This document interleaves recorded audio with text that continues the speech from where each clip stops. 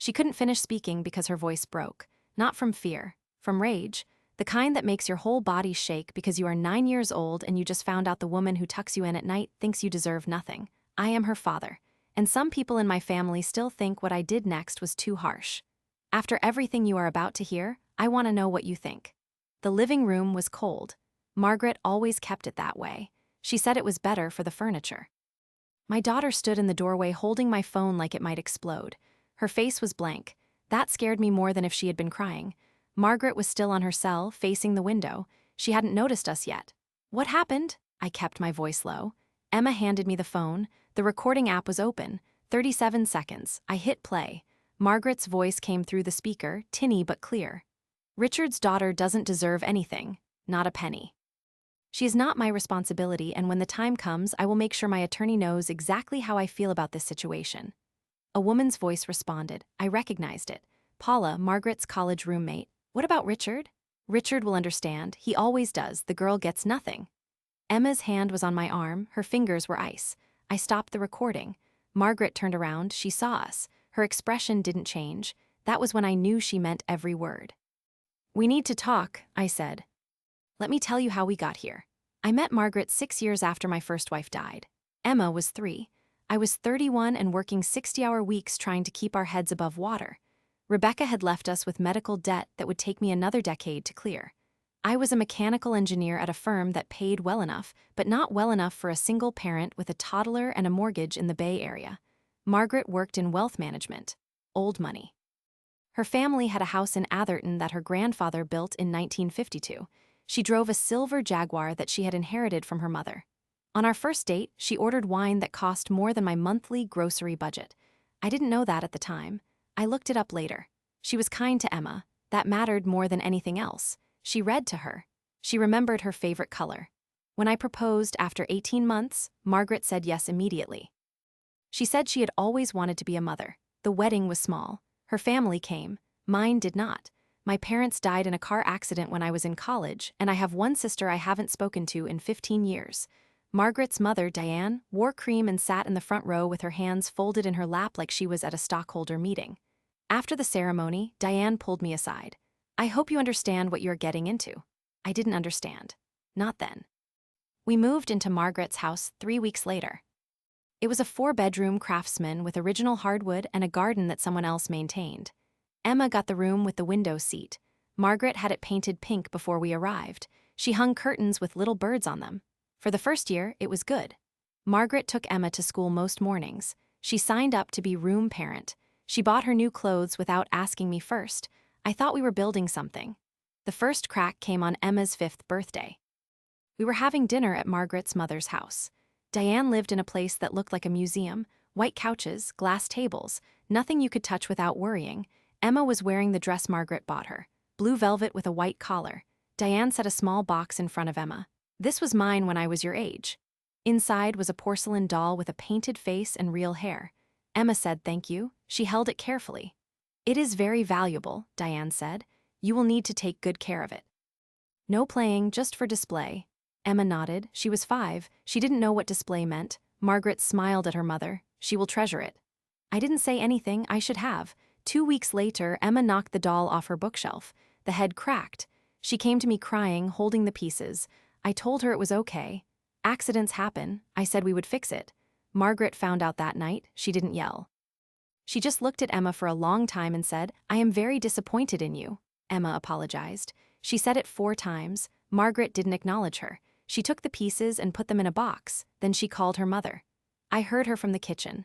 I know, I told her to be careful. Some children just don't understand the value of things. Emma was in her room. I went to check on her. She was sitting on her bed, not crying anymore.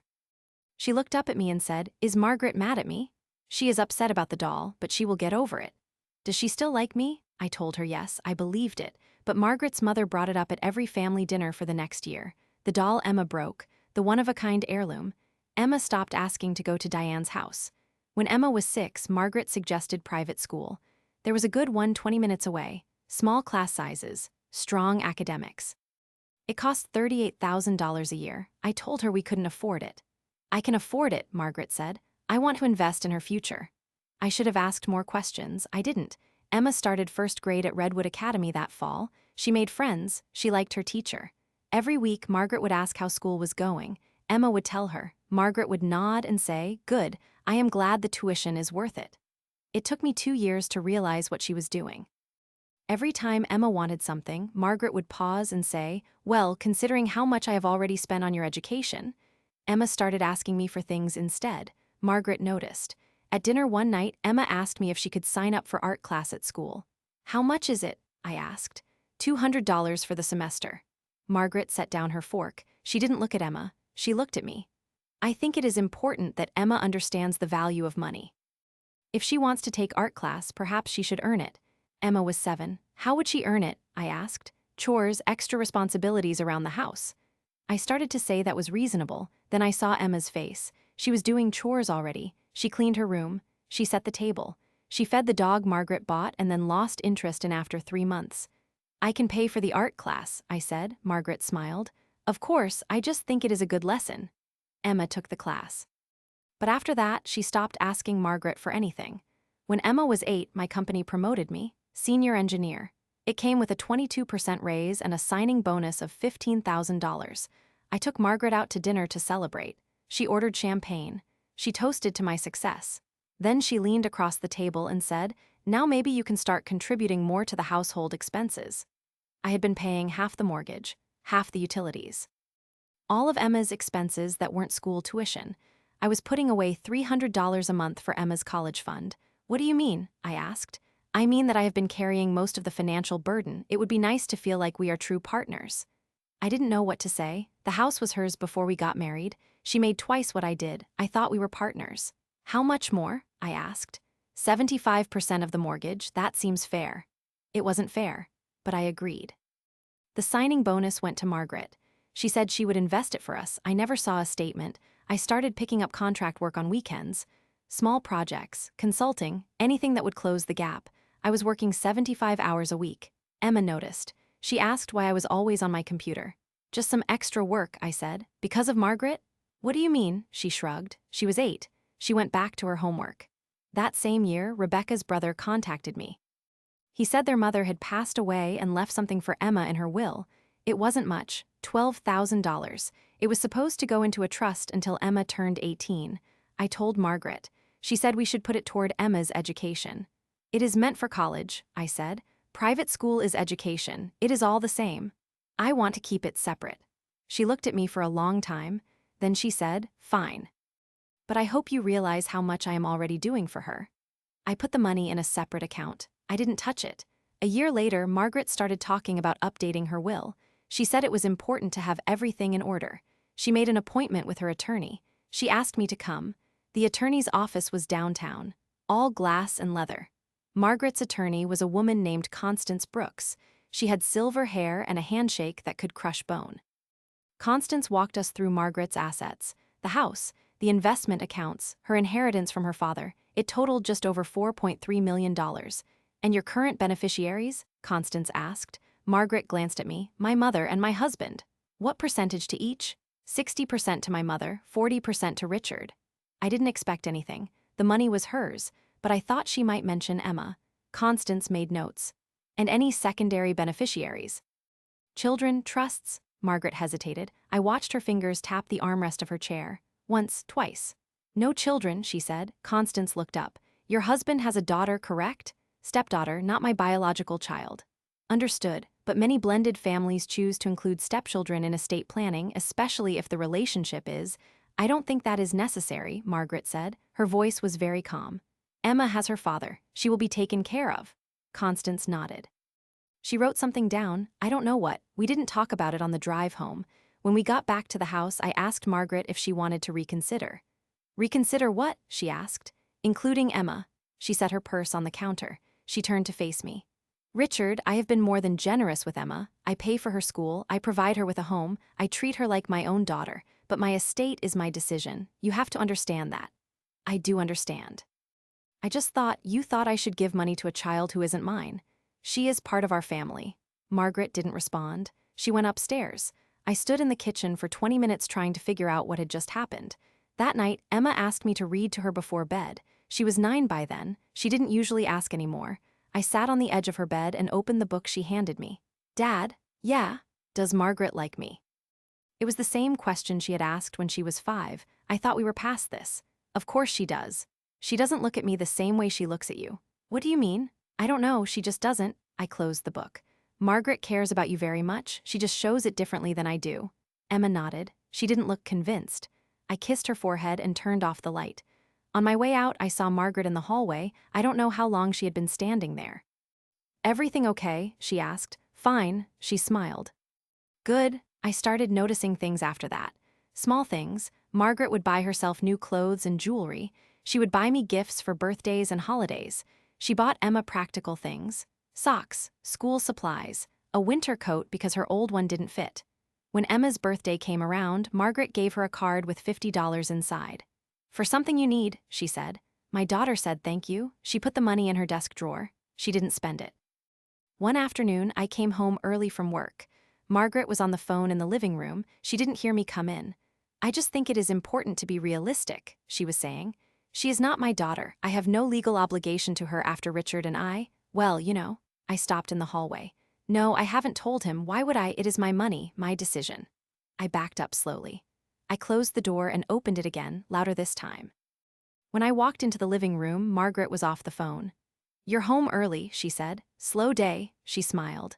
I was just talking to Paula. She says hello. I nodded. I went upstairs. I didn't say anything, but I started keeping track.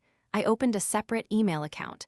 I started forwarding myself financial documents, account statements, mortgage papers, anything with Margaret's name on it. I didn't know why I was doing it. I just knew I needed to. 3 months later, Emma came to me with a flyer from school. They were doing a fundraiser. Students could sell wrapping paper and greeting cards to raise money for new library books. Can I do it? She asked. Of course. Margaret said it was a waste of time. I found Margaret in the kitchen.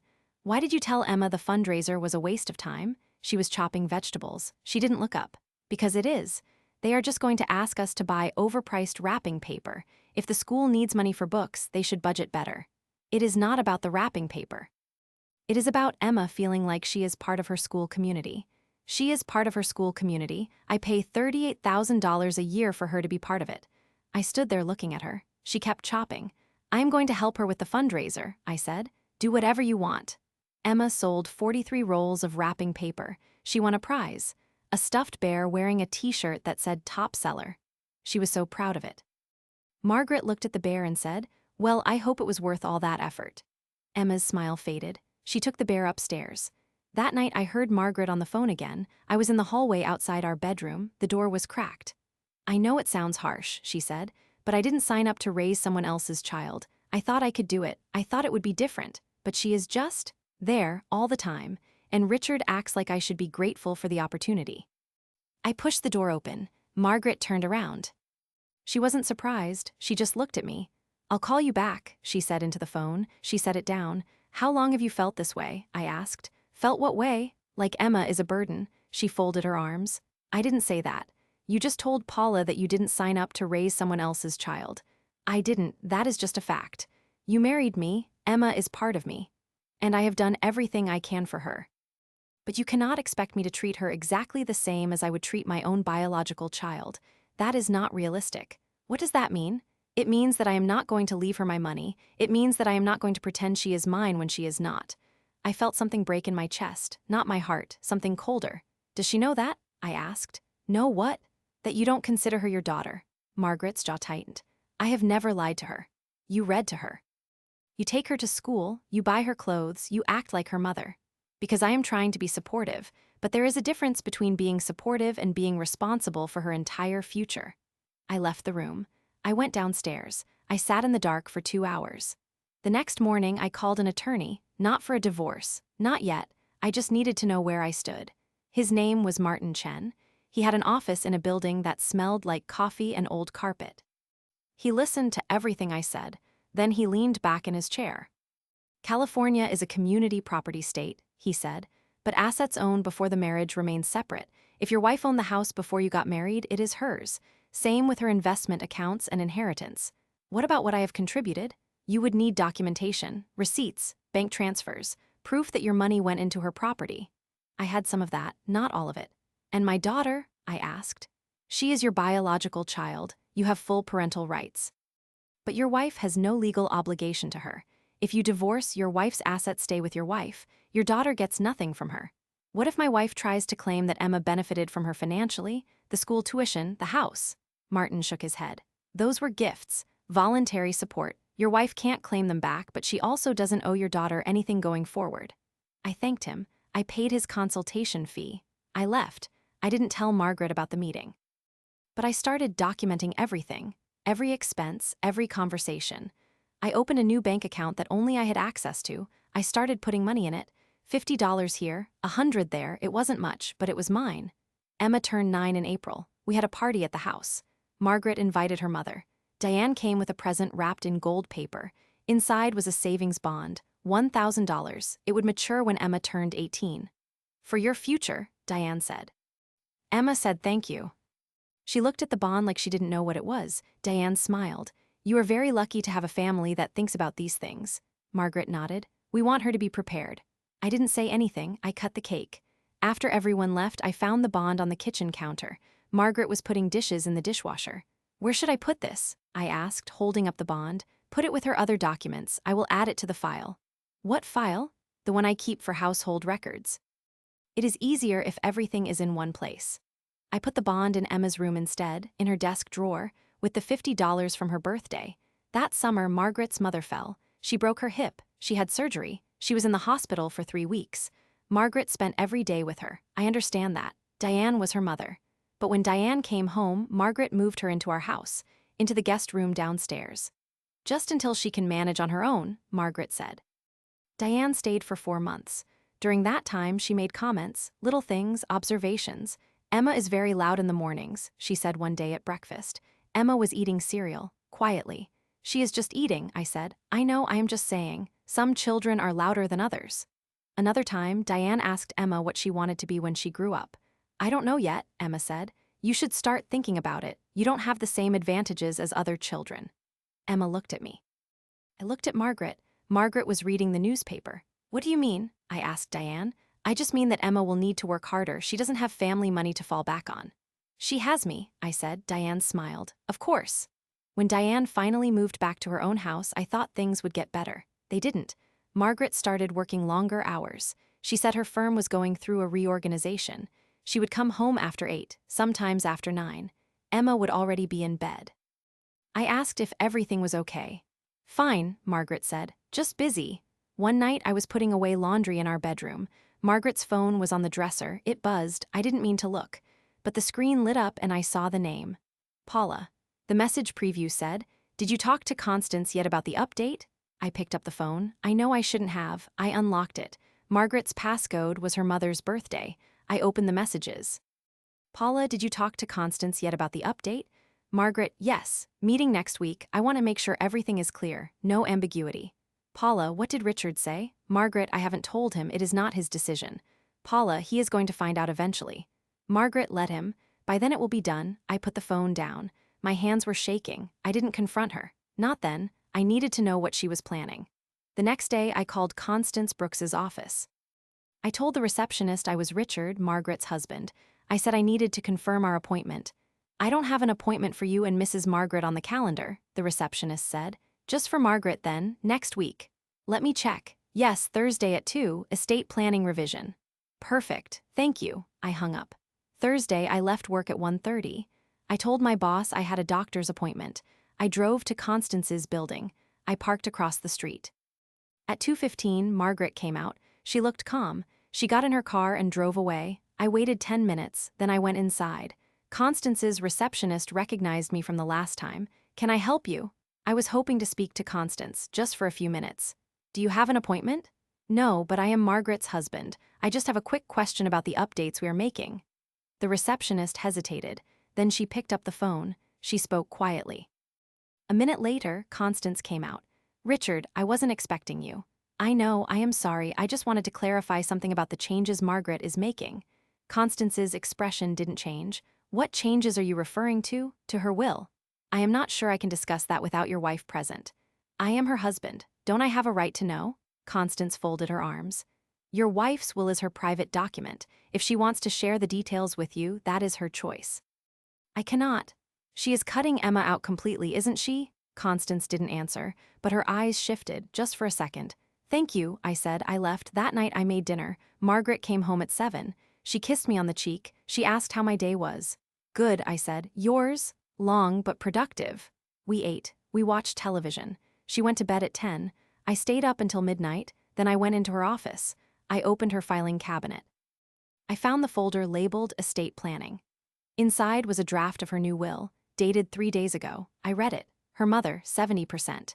A charity I had never heard of, 30%. Me? Nothing. Emma? Nothing. There was a note in the margin in Constance's handwriting. Client wishes to ensure that no assets pass to stepdaughter or spouse upon her death. Recommend updating beneficiary designations on all accounts. I took a picture of every page with my phone. Then I put everything back exactly as I found it. The next morning, I dropped Emma off at school. She hugged me before she got out of the car. I love you, Dad. I love you too. Is everything okay? Yeah, why? You seem sad. I wasn't sad, I was angry, but I smiled. Everything is fine, have a good day. She nodded. She grabbed her backpack and ran toward the building. I sat in the car for 5 minutes, then I called Martin Chen. I need to move forward, I said. With what? Protecting my daughter. There was a pause. What happened? I told him everything. The will, the messages, the meeting with Constance. When I finished, Martin was quiet for a moment. Do you want to file for divorce? He asked. I want to make sure that if something happens to me, Emma is taken care of, and I want to make sure Margaret can't hurt her. Those are 2 different things. I know. Okay, come to my office tomorrow. Bring every document you have, we will figure this out. I hung up. I drove to work, I sat at my desk and I made a list. Everything Margaret had ever said to Emma that made her feel small. Everything Margaret had spent on herself versus what she spent on Emma. Every time Margaret mentioned the tuition like it was a debt Emma owed. The list was 3 pages long. That afternoon, I got a text from Margaret. Dinner with Paula tonight, don't wait up. I replied, okay. I picked Emma up from school. We got pizza.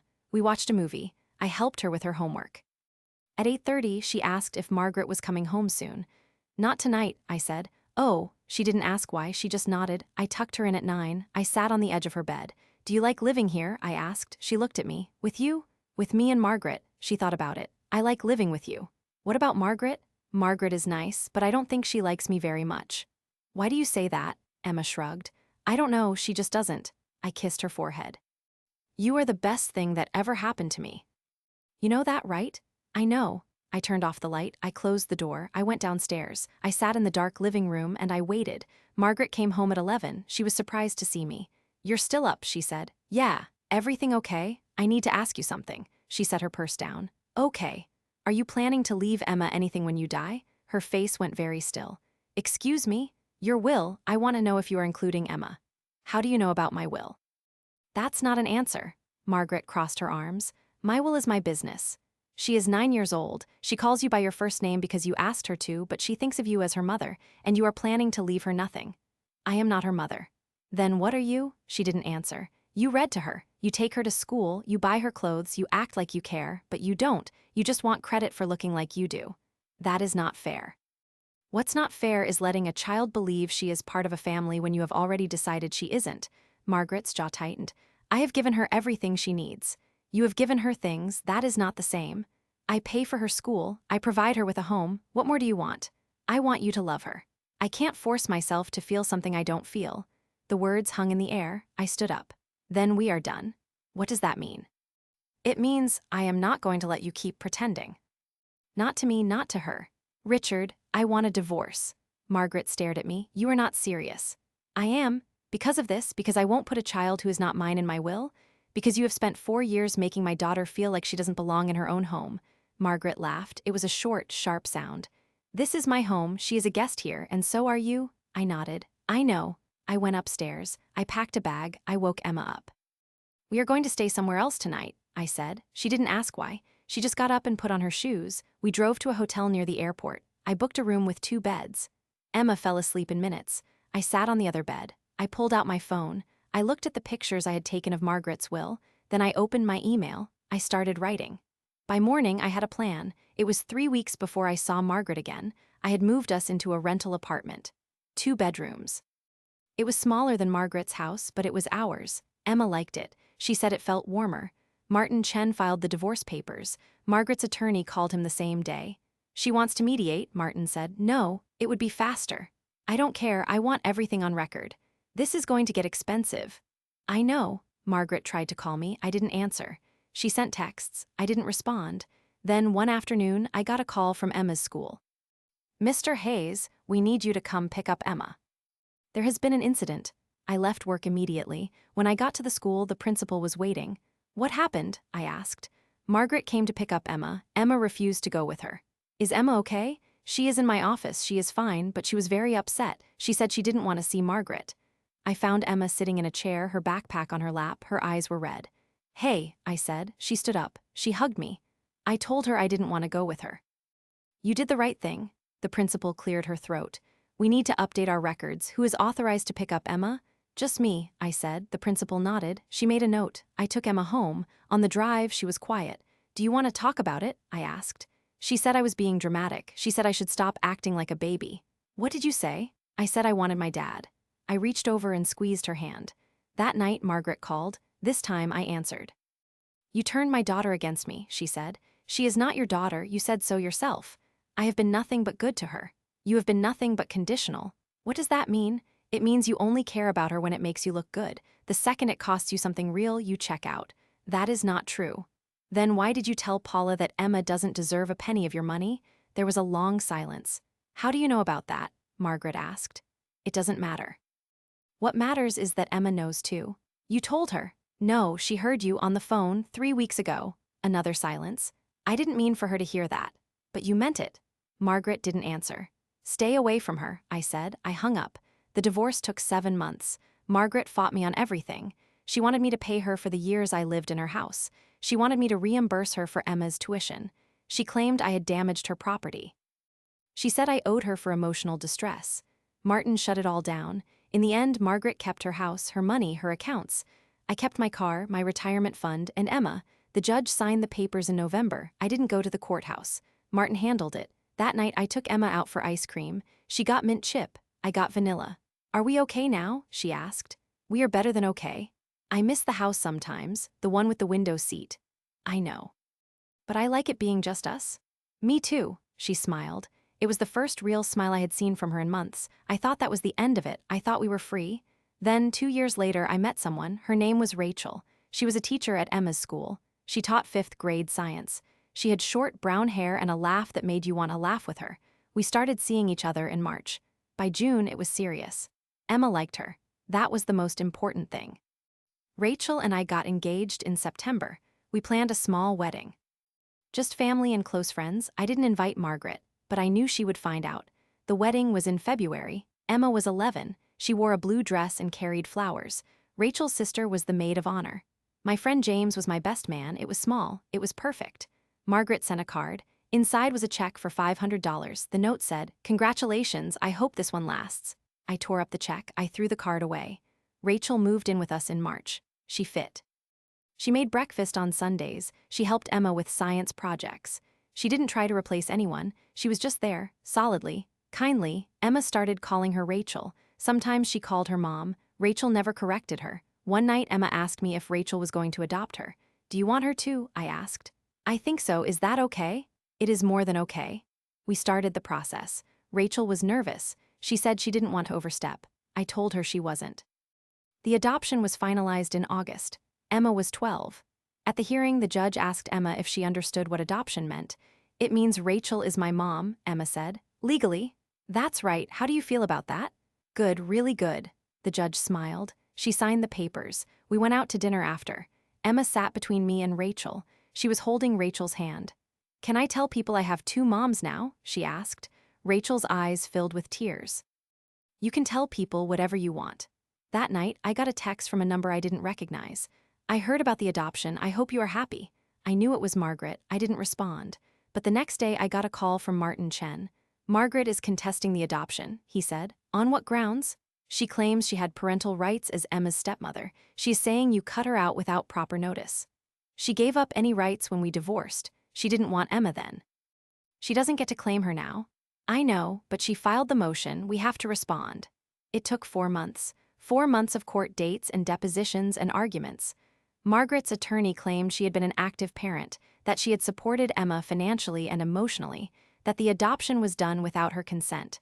Martin presented the evidence. The will, the messages, the school records showing she had been removed from the pickup list at my request. Emma's own statement that she didn't want contact with Margaret. The judge dismissed the case. She said Margaret had no standing. Margaret appealed. The appeal was denied. I thought that was the end, for real this time. Emma was 14 when Margaret's mother died. Diane had a stroke. She was in the hospital for 2 days. Then she was gone. I found out from the obituary. I didn't go to the funeral. Neither did Emma. A month later, I got a call from an attorney I didn't know. His name was Gerald Foster. I am handling Diane's estate, he said. There is something you need to know. What? Diane left a portion of her estate to Emma. I sat down. How much? $250,000. It is in a trust. Emma can access it when she turns 18. Why would Diane do that? I don't know, but the trust documents are clear. The money is for Emma's education and future. Margaret is not the trustee. You are. I didn't tell Emma right away. I wanted to make sure it was real. Martin reviewed the documents. It is legitimate. Diane set this up 3 years ago. Margaret doesn't know about it. How is that possible? Diane used a different attorney, someone Margaret didn't know. The trust was funded from a separate account. Did Diane say why? No, but there is a letter. It is sealed. It is supposed to be given to Emma when she turns 18. I held on to that information. I didn't know what to do with it. Emma was doing well. She was in 9th grade. She had friends. She was on the debate team. She wanted to be a lawyer. Rachel and I were happy. We bought a house, a real one, 3 bedrooms, a backyard. Emma picked out the paint color for her room. Margaret remarried. I heard about it from someone at work. Her new husband was older, wealthy. They moved to Seattle. I thought that was far enough away. Then, one afternoon, Emma came home from school with an envelope. Someone left this in my locker, she said. Inside was a card. On the front was a picture of a dove. Inside, in Margaret's handwriting, I have always loved you, even when you didn't know it, even when you didn't believe it. I hope someday you will understand. Emma handed it to me. What do I do with this? What do you want to do? I don't know. She went upstairs. I heard her door close. Rachel came into the kitchen. What was that about? I showed her the card. Rachel read it, then she set it down. That woman has nerve. Should I respond? Number, let Emma decide. Emma didn't decide. She put the card in her desk drawer. She didn't talk about it. A week later, another card came. This time it was mailed to the house. Then another. Then a package. Inside was a bracelet, silver, engraved with Emma's initials. Emma opened it. She looked at it. She put it back in the box. I don't want this, she said. Okay. Can you tell her to stop? I called Margaret. She answered on the second ring. Hello, Richard. Stop sending things to Emma. I am just trying to reconnect. She doesn't want to reconnect. She is a child. She doesn't know what she wants. She is 15 and she knows exactly what she wants. You are not it. I made mistakes. I am trying to make up for them. You can't buy your way back into her life. I am not trying to buy anything. I am trying to show her I care. You should have shown her when it mattered. I hung up. The packages stopped, but Margaret didn't. She started showing up. At Emma's school, at her debate tournaments. She would sit in the back. She wouldn't approach. She would just watch. Emma noticed. She came home one day, pale and shaking. She was there again. I'll talk to the school. I did. The school said they couldn't ban Margaret unless she was threatening Emma. She is not threatening her. She is just showing up. We understand. But unless she violates school policy or makes Emma feel unsafe, our hands are tied. I hired a lawyer, not Martin, someone who specialized in restraining orders. Her name was Lydia Park. She was younger than I expected, sharp, direct. Does Margaret have a history of harassment? Lydia asked. She has been sending gifts, showing up at Emma's school, watching her. Has she made contact? No, she just watches. That is going to be hard to prove as harassment. Has Emma told her to stop? She shouldn't have to. I agree. But legally, we need to show a pattern of unwanted contact. Letters, messages, direct approaches. What if I get Emma to write her a letter, telling her to stop? That would help. Emma didn't want to write the letter, but she did. She wrote, Margaret, I don't want you in my life. Please stop sending me things. Please stop coming to my school. Please leave me alone. Emma. I sent it certified mail. Margaret signed for it. 2 weeks later, she sent a response. Emma, I understand you are angry. I don't blame you, but I hope someday you will give me a chance to explain. I never stopped caring about you. Love, Margaret. Lydia filed for the restraining order. The hearing was scheduled for 3 weeks later. Margaret showed up with her own attorney, a man in a gray suit who looked like he charged $1,000 an hour. The judge asked Emma to testify. She was 15. She sat in the witness chair and answered every question. Do you want contact with Margaret? The judge asked. No, why not? Because she made me feel like I didn't matter, and now she is trying to pretend she always cared. But she didn't. She told someone I didn't deserve anything. I heard her. The judge looked at Margaret. Is that true? Margaret's attorney started to object. Margaret put her hand on his arm. I said things I shouldn't have, Margaret said. I was going through a difficult time, I made mistakes, but I have changed. I want a chance to show Emma that. Emma is 15, the judge said. She has a right to decide who she wants in her life. The restraining order is granted. You are to have no contact with Emma. No letters, no gifts. No showing up at her school or activities. If you violate this order, you will be held in contempt. Margaret stood up. She looked at Emma. Emma looked away. We left the courthouse. Emma didn't say anything until we got to the car. Do you think she meant it? She asked. Meant what? That she cares. I think she thinks she does. That's not the same thing. No, it's not. We drove home. Rachel was waiting. She had made dinner. Lasagna, Emma's favorite. We ate. We talked about other things. School. Debate. The upcoming weekend. But that night, I heard Emma crying in her room. I knocked on the door. Can I come in? Yeah. She was sitting on her bed. Her face was wet. What's wrong? I asked. I don't know. I thought I would feel better after the hearing, but I just feel sad. That's okay. Why did she have to come back? Things were good, and now I have to think about her again. I sat down next to her. You don't have to think about her if you don't want to, but I do. Because she keeps showing up. Even when she is not there, she is there. I didn't have an answer for that. Emma wiped her eyes. Do you think Grandma Diane knew about what Margaret did? I don't know. Do you think that's why she left me the money? I had told Emma about the trust a few months earlier. She had been surprised, then grateful, then confused. Maybe, I said. I wish I could ask her. Me too. Emma leaned against me. I put my arm around her. We sat there for a long time. When she finally fell asleep, I went downstairs. Rachel was reading on the couch. Is she okay? Rachel asked. She will be. Margaret really did a number on her. Yeah. Rachel closed her book. Do you ever regret marrying her? Every day, but if I hadn't, I wouldn't have learned what I needed to protect Emma from. That's one way to look at it. It's the only way that makes sense. Rachel nodded. She went back to her book. I went to my office. I pulled out the file I had been keeping for years. Every document. Every message. Every piece of evidence that showed who Margaret really was. I added the restraining order to the pile. Then I locked the drawer. Emma was 16 when Margaret violated the restraining order. It was subtle. A birthday card sent to the house. No return address. But the handwriting was Margaret's. Inside, Happy birthday, Emma. I think about you every day. Emma brought it to me. What do I do? We report it. Lydia filed a motion for contempt. The hearing was scheduled for 2 weeks later. Margaret didn't show up. Her attorney appeared on her behalf. He said Margaret was out of the country. He said the card must have been sent before the restraining order was in place. The judge didn't buy it. The order was issued 8 months ago. This card was postmarked last week. The attorney had no response. The judge held Margaret in contempt. She issued a fine, $5,000, and a warning. If Margaret made contact again, there would be jail time. That was 3 years ago. Emma is 19 now. She is in college studying pre-law. She has a boyfriend. She is happy. Margaret has not contacted her since. But last month I got a call from Gerald Foster, Diane's attorney. Emma is 18 now, he said. The trust is ready to be transferred to her, and there is the letter. The letter Diane left? Yes, are you ready to give it to her? I wasn't sure, but I said yes. Gerald sent everything over. I put it on my desk. I stared at it for 2 days. Then I called Emma. She came home that weekend. I handed her the envelope. This is from your grandmother Diane. She left it for you. Emma looked at it. What does it say? I don't know. It is sealed. She opened it carefully. Inside was a single page, handwritten. She read it silently. Her expression didn't change. When she finished, she handed it to me. It said, Emma, by the time you read this, I will be gone. I want you to know that I always saw you. I know my daughter did not treat you the way you deserved. I am sorry for that. I should have said something. I should have done more. This money is my way of trying to make up for what you lost. Use it for your education. Use it for your future. You are a remarkable young woman. Don't let anyone make you feel otherwise. With love, Diane. I set the letter down. Emma was crying. She knew, Emma said. Yeah. Why didn't she say anything? I don't know. Emma wiped her face. I wish she had. Me too. We sat there for a long time. Then Emma picked up the letter. She folded it carefully. She put it in her bag. I'm going to keep this, she said. Good. She went back to school the next day. I thought that was the end of the story. But 3 weeks ago, Emma called me. Dad, I need to tell you something.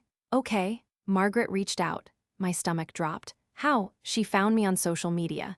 She sent a message. She said she was sick. She said she wanted to see me before. Before what? Before she dies. I sat down. What did you say? I didn't respond, but I wanted to talk to you first. Do you want to see her? There was a long pause. I don't know. You don't owe her anything. I know, but what if I regret it? What if she dies and I never got to hear what she wanted to say? And what if you go and she hurts you again? She can't hurt me anymore. I'm not 9. I'm not waiting for her to love me. I didn't know what to say. I think I want to go, Emma said. Just once. Just to hear her out. Okay, but I am coming with you. Okay. We drove to Seattle last weekend. Margaret lives in a condo overlooking the water. Her husband let us in. Margaret was sitting in a chair by the window. She looked smaller than I remembered, thinner. Her hair was gray. She stood up when she saw Emma. Thank you for coming. Emma nodded. She didn't sit down. I don't have a lot of time, Margaret said. The doctors say 6 months, maybe less. I'm sorry, Emma said. Margaret smiled. I don't deserve your sympathy, but thank you. There was a long silence. Why did you want to see me? Emma asked. Margaret looked down at her hands. Because I owe you an apology, a real one, not a card, not a letter, face to face. Okay. I was cruel to you. I made you feel like you didn't belong. I treated you like a burden, and I am sorry. You deserved better. You deserved a mother who loved you, and I wasn't that.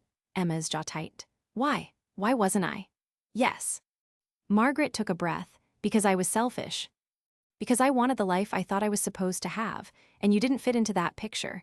You were a reminder that Richard had a life before me, that I wasn't first. So you punished me for existing.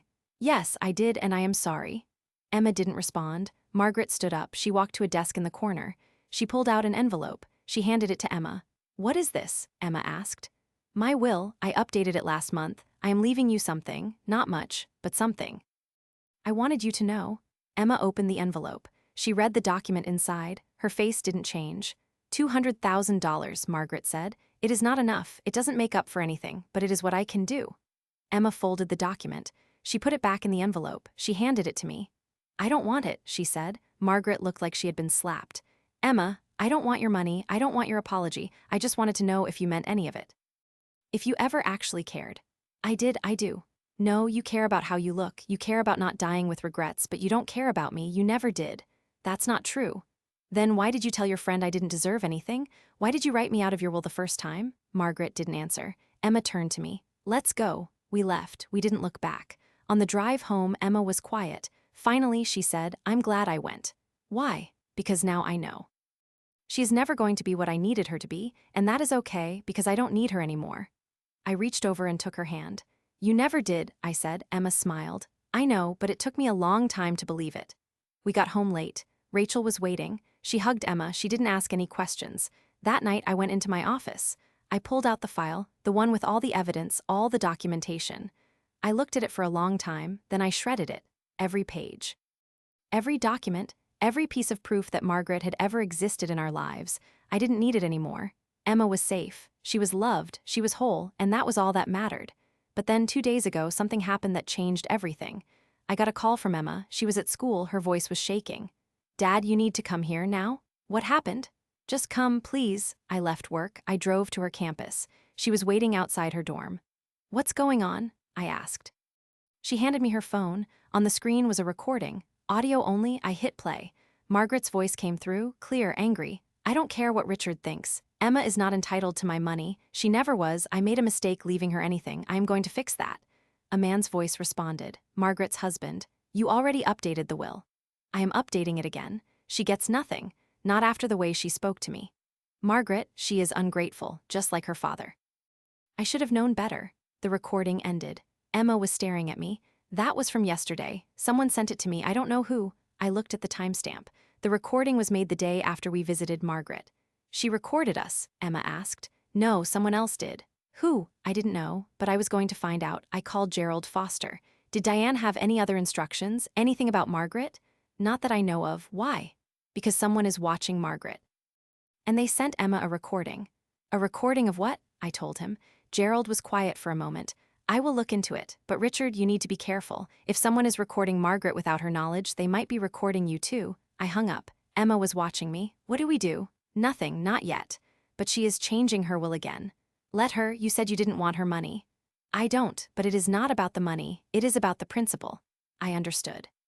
But I also knew that getting involved would only drag us back into Margaret's world, and we had just gotten out. Let me think about it, I said. Emma nodded, but I could see the anger in her eyes. That night, I listened to the recording again and again. I tried to figure out who had sent it. Then my phone rang. Unknown number, I answered. Hello? A woman's voice. Familiar, but I couldn't place it. Mr. Hayes, we need to talk. Who is this? Someone who knows what Margaret did. And someone who thinks Emma deserves the truth. What truth? Meet me tomorrow, noon, the coffee shop on 4th Street. Why should I trust you? Because I am the one who sent the recording, and I have more. The line went dead. I stared at the phone. Rachel came into the room. Who was that? I don't know, but I am about to find out. I went to the coffee shop alone. Rachel offered to come. I told her no. The place was small, 6 tables, a counter with pastries under glass. I ordered black coffee and sat by the window. At 12:03, a woman walked in, mid-50s. Gray hair pulled back, she wore a navy cardigan and carried a leather bag that looked older than I was. She sat down across from me without asking. Mr. Hayes, who are you?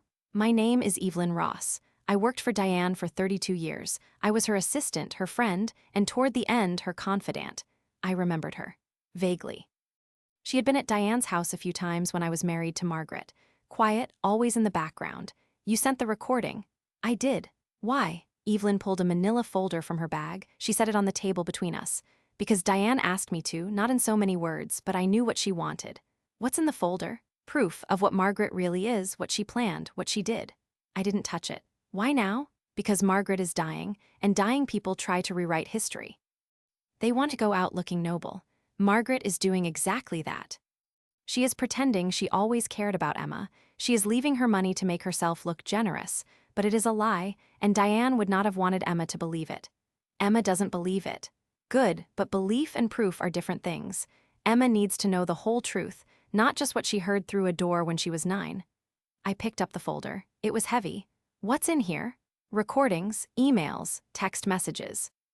Documentation of every conversation Margaret had about Emma from the time you got married until the day you filed for divorce. Diane kept everything. Why would Diane do that? Evelyn's expression softened. Because she loved that little girl. She saw what Margaret was doing. She tried to talk to her. Margaret wouldn't listen. So Diane started documenting. She said if Margaret ever tried to hurt Emma, there would be a record. I opened the folder. Inside were transcripts. Dozens of them. Organized by date. The first one was from 7 years ago, a phone call between Margaret and Paula. Margaret, she's just so needy, always wanting attention, always underfoot. Paula, she is 6. Margaret, I know, but I didn't sign up for this. I closed the folder. There's more, Evelyn added. Much more, including the original will, the one where Margaret tried to make sure Emma got nothing even if Richard died first. How did Diane get this? She had access to Margaret's accounts. Passwords, email. Margaret never changed them after Diane set them up for her 20 years ago. Diane monitored everything. That's illegal. Maybe, but it is also true. I looked at the folder again.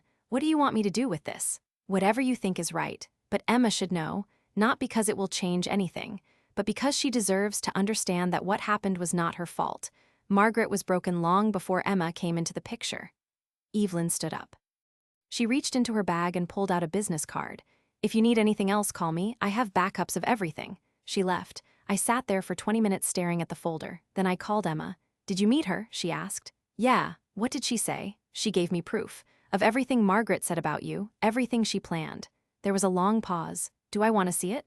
I don't know. What do you think I should do? I think you should decide what closure looks like for you. If seeing the proof helps, I'll show you. If it doesn't, I'll keep it locked away. Can I think about it? Take all the time you need. I went home. Rachel was in the kitchen making lunch. How did it go? She asked. I handed her the folder. She read the first few pages, then she closed it. This is a lot. Yeah. Are you going to show Emma? If she wants to see it. Rachel set the folder on the counter. What are you going to do with the rest of it? I don't know yet. That night, I read the entire folder. Every transcript, every email, every text message. Margaret had been planning to cut Emma out from the beginning. Even before we got married, she had talked to her attorney about protecting her assets from any stepchildren. The worst one was from 2 months after the wedding. Margaret to Paula, I thought I could handle it. The kid. But every time I look at her, I just see Richard's dead wife. It makes me sick. Paula, maybe you should talk to someone. Margaret, I'm talking to you. And I'm telling you, this was a mistake. but I'm in it now. I'll just have to manage. I put the folder down. I went into the bathroom and splashed water on my face. Rachel found me there 20 minutes later. You okay? She called Emma it. Not her, not she, it. Rachel put her arms around me. I know. How do I tell Emma that? Maybe you don't. Maybe you just tell her that Margaret was incapable of loving her, not because of anything Emma did, but because Margaret was missing something fundamental. I nodded, but I didn't know if that would be enough. 2 days later, Emma called. I want to see it, she told me. Are you sure? Yes, I drove to her campus. We sat in my car in the parking lot. I handed her the folder. She read for an hour. She didn't cry. She didn't react at all. She just read. When she finished, she closed the folder. She handed it back to me. Thank you for showing me. How do you feel? Relieved. Relieved. Yeah, because now I know it was never about me. She was just broken, and I spent so many years thinking I wasn't good enough, but I was, she just couldn't see it. Emma opened the car door. She paused. Dad, I want to do something with this. Like what? I don't know yet, but I'll figure it out. She went back to her dorm. I drove home. Over the next 3 weeks, Emma called me every few days. She asked questions about the timeline, about specific incidents, about Margaret's finances. Then she called and asked if I still had Martin Chen's number. Why? I asked. Because I want to talk to him about what we can do. About what? About making sure Margaret doesn't get to rewrite history. I gave her the number. A week later, Emma came home. She had a plan. We sat in the living room. Rachel made coffee. Emma pulled out a notebook. Okay, here's what I'm thinking. Margaret is changing her will again. She's cutting me out. Again. But this time, it's because I rejected her apology.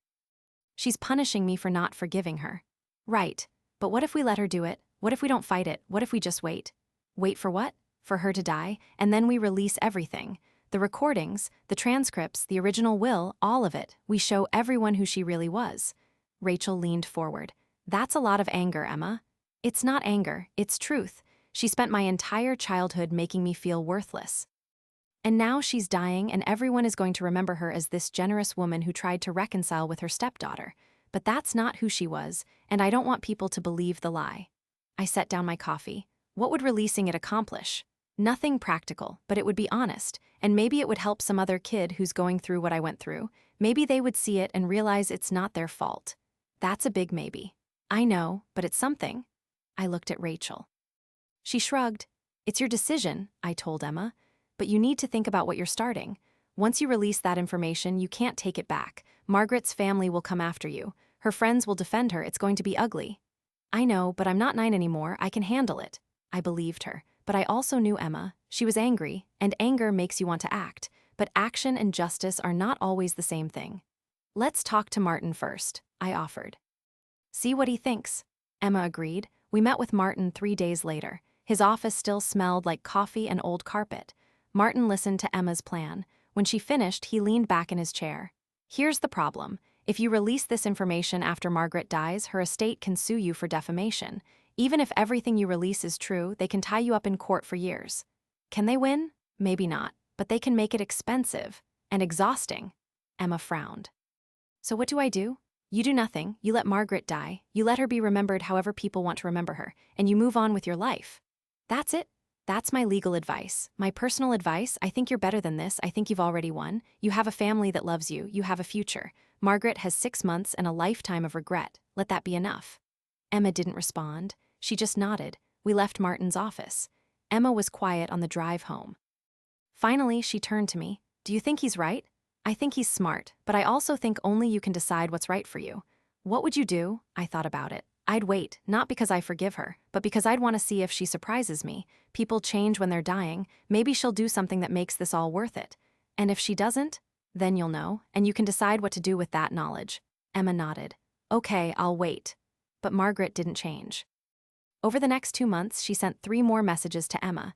Each one was a variation of the same thing. I'm sorry, I love you. Please forgive me. Emma didn't respond.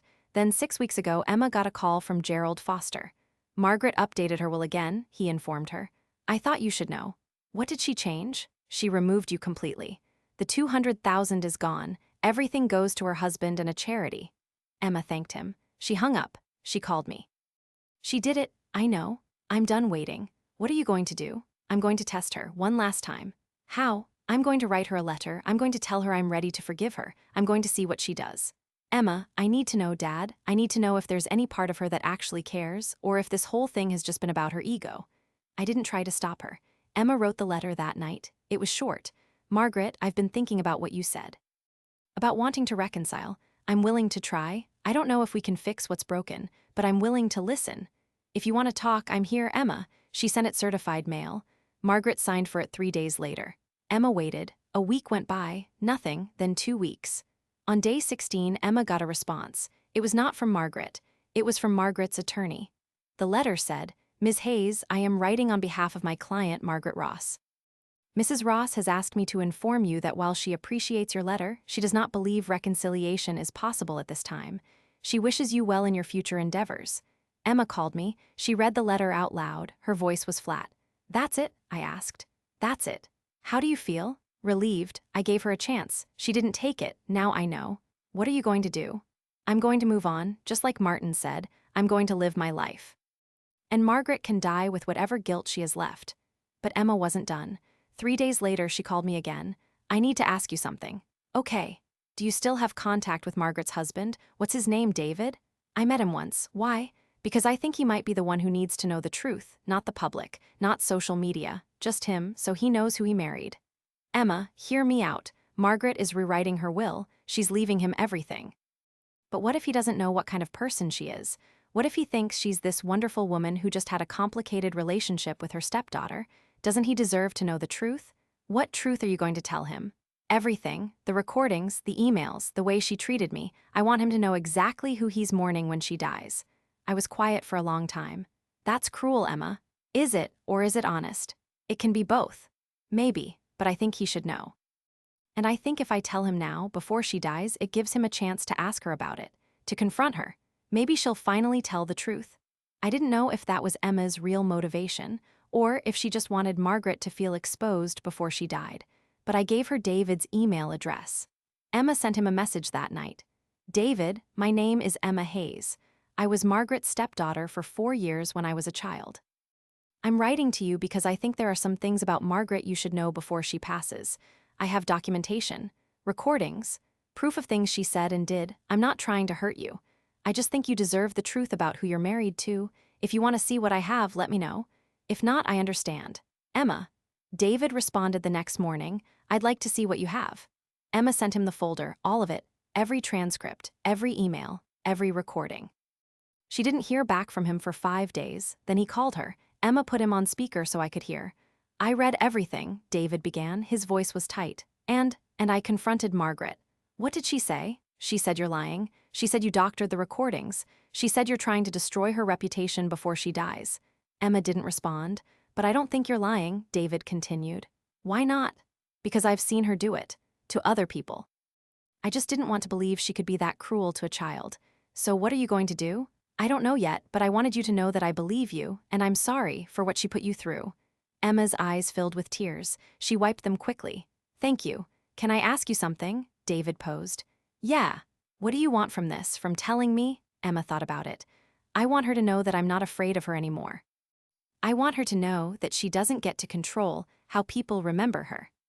And I want you to know the truth, so when she's gone, you're not carrying around a false version of who she was. David was quiet, then he spoke again. I'm going to change my will. What? I'm leaving you something, I don't know how much yet, but something, because Margaret should have, and she didn't, and that was wrong. You don't have to do that. I know, but I want to. He hung up. Emma stared at the phone. Did that just happen? She questioned. Yeah. She started laughing. Not a happy laugh. A shocked one. I didn't see that coming. Neither did I, but 2 days later, David called again. Margaret knows I talked to you. How? I told her. I asked her about the recordings. She realized you must have sent them to me. What did she say? She's furious. She said you're vindictive. She said you're trying to ruin her last few months. Am I? David paused. I think you're just trying to be seen, and there's nothing wrong with that. Is she going to do anything? I don't know. But I wanted to warn you, she's not going to let this go. Emma thanked him. She hung up. She looked at me. I think I just started a war. You think? Was that a mistake? I didn't answer right away, because I didn't know. On one hand, Emma had exposed the truth. She had given David the information he needed to make his own decisions. On the other hand, she had poked a dying woman with a very sharp stick. And dying people can be unpredictable. I think you did what you needed to do, I finally responded. but now we wait and see what happens next. We didn't have to wait long. 3 days later, I got a call from an attorney I didn't know. Her name was Sharon Miller. Mr. Hayes, I represent Margaret Ross. I'm calling to inform you that if your daughter continues to harass my client, we will seek a restraining order. Emma hasn't contacted Margaret. She contacted Margaret's husband. She sent him defamatory materials. She is attempting to interfere with my client's personal relationships during an extremely difficult time. The materials aren't defamatory, they're true. That's your opinion, my client disagrees. This is your warning. Tell your daughter to stop, or we will take legal action. She hung up. I called Emma. I told her what happened. Good, Emma remarked. Good, yeah, because now I know she's scared. She wouldn't threaten legal action if she wasn't. Emma, this isn't a game. I know it's not. But I'm not backing down. I gave her a chance to be honest. She chose to lie, so now everyone gets to know the truth. I didn't argue with her, because I recognized that look in her voice. It was the same look I had when I decided to divorce Margaret the first time. Some decisions you make with your head, some you make with your gut. This was a gut decision. Over the next week, 3 more things happened. First, David called Emma again. He told her he had hired his own attorney. He was updating his will. He was leaving Emma $300,000. Second, Margaret sent Emma one final letter. It said, "You are exactly the kind of person I always knew you were. Cruel, vindictive, ungrateful. I hope you're happy with what you've done." Third, Evelyn called me. "Margaret is planning something," she stated. "What kind of something?" "I don't know yet, but she called her attorney twice yesterday, and she's been on the phone with Paula for hours. Whatever it is, it's big. Can you find out what it is?" "I'm trying, but Margaret changed all her passwords. I don't have access anymore. Let me know if you hear anything." "I will." I hung up. I told Rachel what Evelyn said. Rachel frowned. "What could Margaret do? She's dying. What power does she have left?" "I don't know, but I'm about to find out." 2 days later, I got my answer. Emma called me. She was crying. "Dad, you need to see this." "See what?"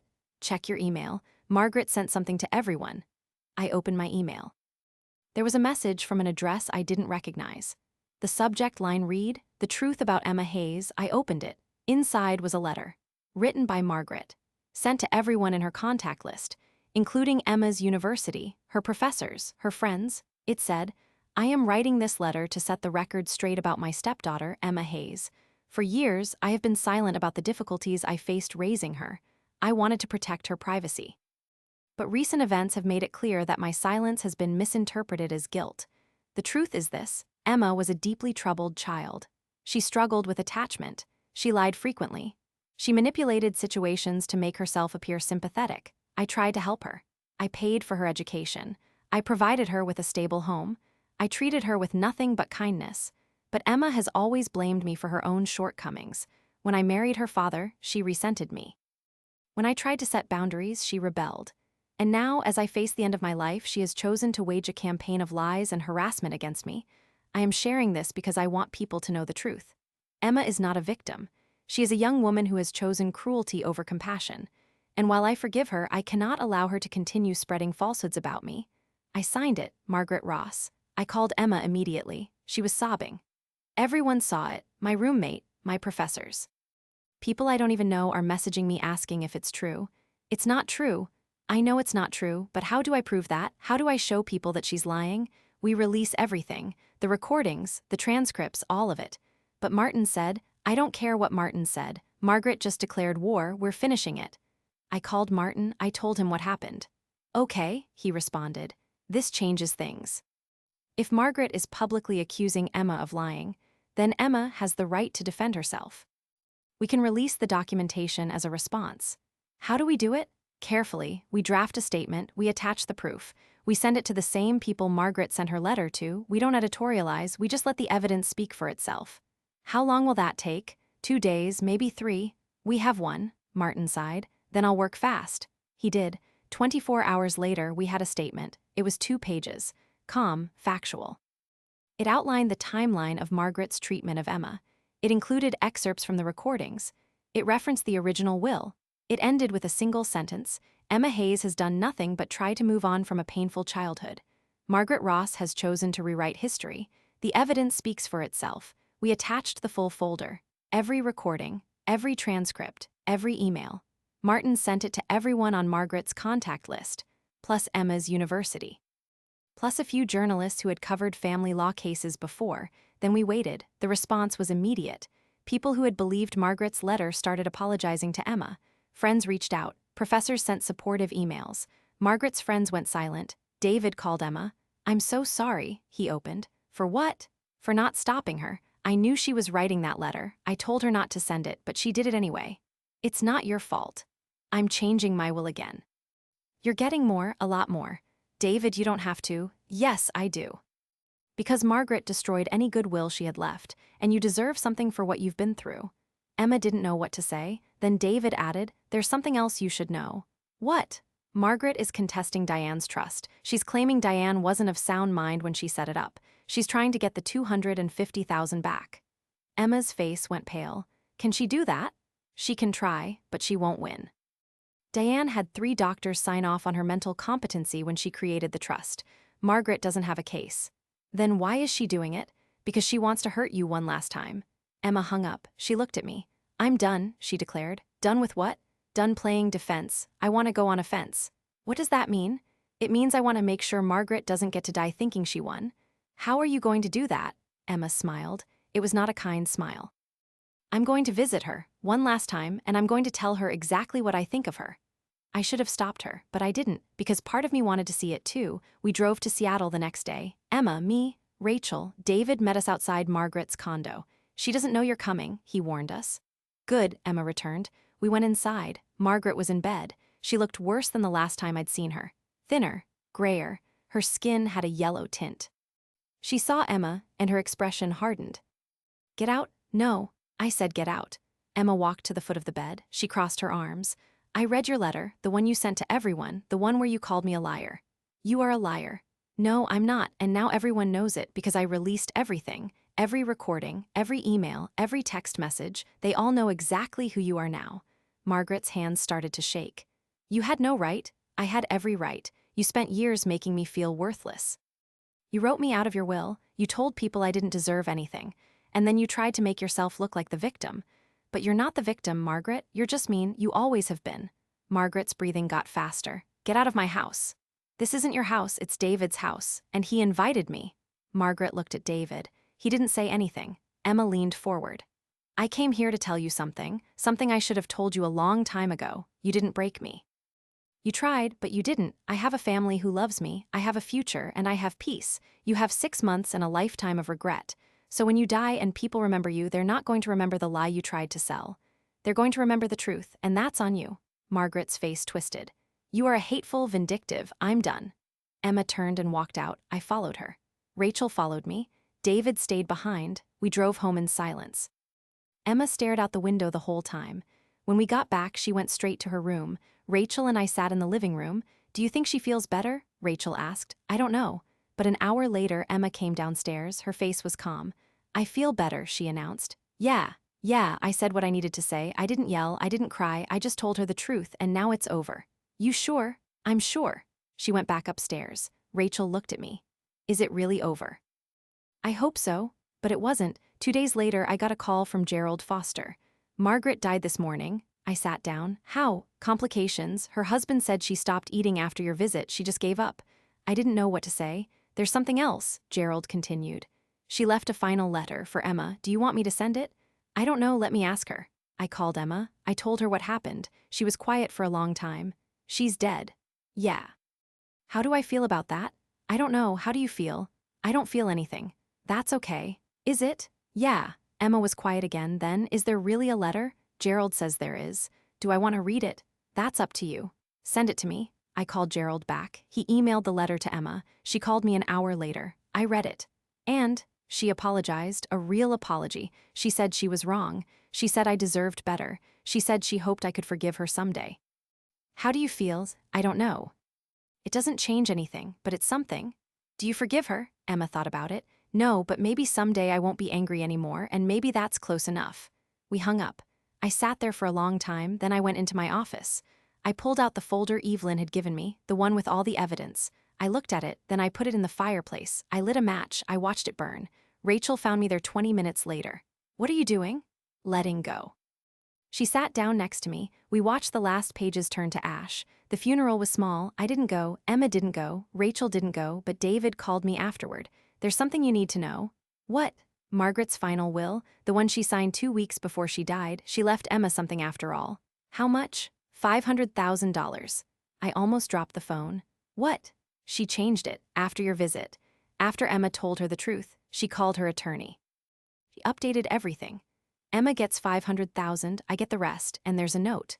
What does it say? David read it to me for Emma. I hope this makes up for some of what I took from you. I know it doesn't, but it's all I have left to give. I called Emma, I told her. She didn't respond for a long time, then I don't want it. Emma, I don't want her money, Dad. I never did, that was never the point. I know, but it's yours. You can do whatever you want with it, keep it. Give it away, burn it. It's your choice. Emma was quiet, then, okay, I'll take it, but I'm giving half of it away. To who? To programs that help kids in blended families. Kids who feel like they don't belong, so they know they're not alone. I smiled. Your grandmother would have liked that. Yeah, she would have. We hung up. 3 months later, Emma came home for winter break. She seemed lighter, happier. We had dinner, just the three of us, Emma, Rachel, me. Halfway through the meal, Emma set down her fork. I've been thinking. About what? About everything that happened, about Margaret, about the money, about all of it. And I think I finally understand something. What's that? Margaret spent her whole life trying to control how people saw her. She wanted to be remembered as generous, kind, perfect. But in the end, none of that mattered, because the people who really knew her knew the truth, and the people who didn't weren't worth performing for. Rachel nodded. That's wise. I don't want to spend my life like that. I don't want to worry about how people remember me. I just want to be honest, and kind, and present, that's enough. I reached across the table, I took her hand. It's more than enough. Emma smiled, a real smile. And for the first time in a long time, everything felt okay. But there was still one more thing I needed to do. A week later, I drove back to the coffee shop on 4th Street. Evelyn was waiting. Thank you, I opened. For what? For giving Emma the truth, for helping her understand. Evelyn smiled. Diane would have wanted that. I know. There's one more thing, Evelyn mentioned. She pulled out an envelope. Diane left this for you too. I was supposed to give it to you after Margaret died. I opened it. Inside was a single page. Handwritten. Richard, by the time you read this, Margaret will be gone. I want you to know that I am sorry. Sorry for not stopping her sooner. Sorry for not protecting Emma the way I should have. I knew what Margaret was doing, I saw it, but I was a coward. I chose my daughter over what was right. I hope you can forgive me, and I hope Emma knows that she was loved, even when it didn't feel like it, even when nobody said it out loud. She was always loved. Take care of her. Diane, I folded the letter carefully. I put it in my pocket. Thank you. Evelyn stood up. You're a good father, Richard. Emma is lucky to have you. She left. I sat there for a long time, then I drove home.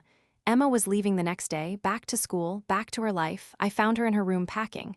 Hey, I greeted her. Hey, I handed her the letter. She read it, her eyes filled with tears. She knew. Yeah, and she still didn't stop it. No, she didn't. Emma wiped her face. Why not? Because people are complicated. They can love you and still fail you. Both things can be true. Emma nodded. She folded the letter. She put it in her bag with the other one. I'm going to keep these. Good. She zipped up her suitcase. She turned to me. Dad, yeah, thank you for everything, for protecting me, for believing me, for never making me feel like I was the problem. I pulled her into a hug. You were never the problem. She held on tight. When she pulled away, she was smiling. I love you. I love you too. She left the next morning. Rachel and I stood in the driveway and waved as she drove away. Rachel put her arm around me. She's going to be okay. I know, so are you, I nodded, but that night I couldn't sleep, because there was still one thing that didn't make sense. The recording, the one Evelyn sent Emma, the one that started everything. Who recorded Margaret and her husband? How did they get it? I called Evelyn the next morning. I need to ask you something. Okay. The recording you sent Emma, the one of Margaret talking to David about changing her will. How did you get it? There was a long pause. I didn't get it. I made it. What do you mean you made it? I mean I was there, at Margaret's house. She asked me to come help her organize some files. I knew she was planning something, so I recorded the conversation. Then I sent it to Emma. Why? Because Diane would have wanted me to, because Emma deserved to know the truth before Margaret died, because someone needed to hold Margaret accountable. I didn't know what to say. Are you angry? Evelyn asked. No, I'm grateful. Good. Because I'm not sorry. We hung up. I sat there for a long time thinking about everything that had happened. Margaret, Diane, Emma, Evelyn, David, all of these people, all of these choices, all of these consequences. And in the end, the only thing that mattered was this: Emma was safe. She was loved. She was free. That was enough. I made one final call to Emma. Hey, she answered. Hey, I just wanted to check in, make sure you're okay. I'm good, really good. Yeah, yeah. Actually working on something. What? A scholarship fund for kids in blended families. I'm using half of Margaret's money to start it. That's amazing. I think so too. I'm calling it the Diane Ross Memorial Scholarship. I smiled. She would have loved that. I know. We talked for a few more minutes. Then she had to go to class. I hung up. Rachel came into the room. Everything okay? Everything's perfect. She kissed me. Good, because I made dinner. We ate, we talked, we laughed.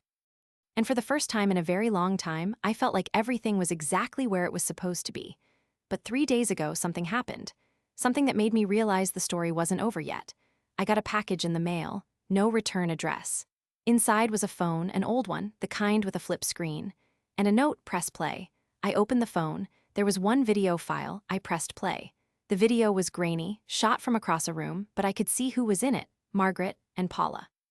Sitting at a table, the audio was clear. Paula, so what are you going to do about the trust? The one Diane left Emma? Margaret, I'm going to contest it. I'm going to claim Diane wasn't in her right mind. Paula, you really think that will work? Margaret, it doesn't matter if it works. It matters that Emma knows I tried, that I didn't just let her have it. She needs to understand that I don't owe her anything. Not my money, not my love. Nothing. Paula, that seems cruel. Margaret, maybe. But she deserves it. After everything she's put me through. The video ended. I stared at the phone, then I noticed something, a timestamp in the corner. The video was recorded 6 days before Margaret died, which meant someone had been in Margaret's house, recording her, without her knowing. I called Evelyn. Did you send me a phone? No, why? Because someone did, and there's a video on it of Margaret. What kind of video? I described it. Evelyn was quiet for a long time. Richard, you need to be careful. Why? Because if someone is still watching, still recording, still collecting evidence, that means this isn't over. Someone else is playing a game, and you and Emma are part of it. I hung up. I looked at the phone again, then I called Emma. Dad, what's wrong? I need you to come home, now. Why? What happened? I couldn't finish speaking, because my daughter was about to walk into the room and see what I just saw, and everything we thought was over was about to start again. I want you to remember what I said at the beginning, about whether I went too far. Keep that question in your mind during everything I am about to tell you. Emma came home that night. She walked in at 8:15. Rachel had made coffee. I handed Emma the phone. She watched the video twice. Her face didn't change. When she finished, she set the phone down carefully. Who sent this? I don't know. Why would someone record Margaret? I don't know that either. Emma picked up the phone again. She turned it over in her hands. There's no number, no account, nothing. I know, so someone wanted us to see this, but they didn't want us to know who they are. That's what it looks like. Rachel leaned forward. Could it be Evelyn? She said it wasn't her. Could she be lying? Maybe, but why would she? She already gave us everything else. Emma stood up. She started pacing. Okay, let's think about this. Who benefits from us having this video? Us, I offered. Right. But we already won. Margaret is dead. The money is settled. What does this video actually give us? I thought about it. Proof that Margaret was still trying to hurt you, even at the end. But we already knew that. So what are we missing? Emma stopped pacing. She looked at me. What if this isn't about us? What if someone else is using us? For what? I don't know, but someone recorded Margaret without her knowing. Someone kept the evidence. Someone waited until now to send it. That's not random. That's planned. Rachel's phone buzzed. She looked at it. Her face changed. What? I asked. It's from David. She showed me the screen. The message read, "We need to talk. It's urgent. Can you call me?" I called him immediately. David, it's Richard. What's going on? His voice was tight. I got a package today, same as you, a phone, a video. Of Margaret? Yes, but it's not the same video. This one is different. Different how? It's Margaret talking to her attorney about the trust, about Diane. She's saying things I didn't know. What kind of things? Things that would change everything. Can you come to Seattle? I need to show you in person. When? Tomorrow, please. I looked at Emma. She nodded. We'll be there. We drove to Seattle the next morning, all three of us. Emma sat in the back. She didn't talk the whole drive. David met us at a coffee shop downtown, not his condo, somewhere public. He looked like he hadn't slept. His shirt was wrinkled. His hands shook when he handed me the phone. Watch this. I pressed play. The video showed Margaret sitting across from a man in a suit, her attorney, the same one who had sent Emma the letter after we visited. The audio was crystal clear. Attorney, so you want to contest Diane's trust on the grounds of mental incapacity? Margaret, yes. Attorney, you understand this will be difficult. Your mother had 3 doctors sign affidavits confirming her competency. Margaret, I don't care. I want that money back. Attorney, may I ask why? The amount is $250,000. That's substantial, but given your estate, it's not, Margaret. It's not about the money, it's about principle. My mother had no right to give Emma anything. That girl has done nothing but cause problems, and I'll be damned if she gets to profit from my mother's senility. Attorney, your mother wasn't senile. Margaret, she was when it mattered, and I can prove it. Attorney, how? Margaret, I have emails. From near the end.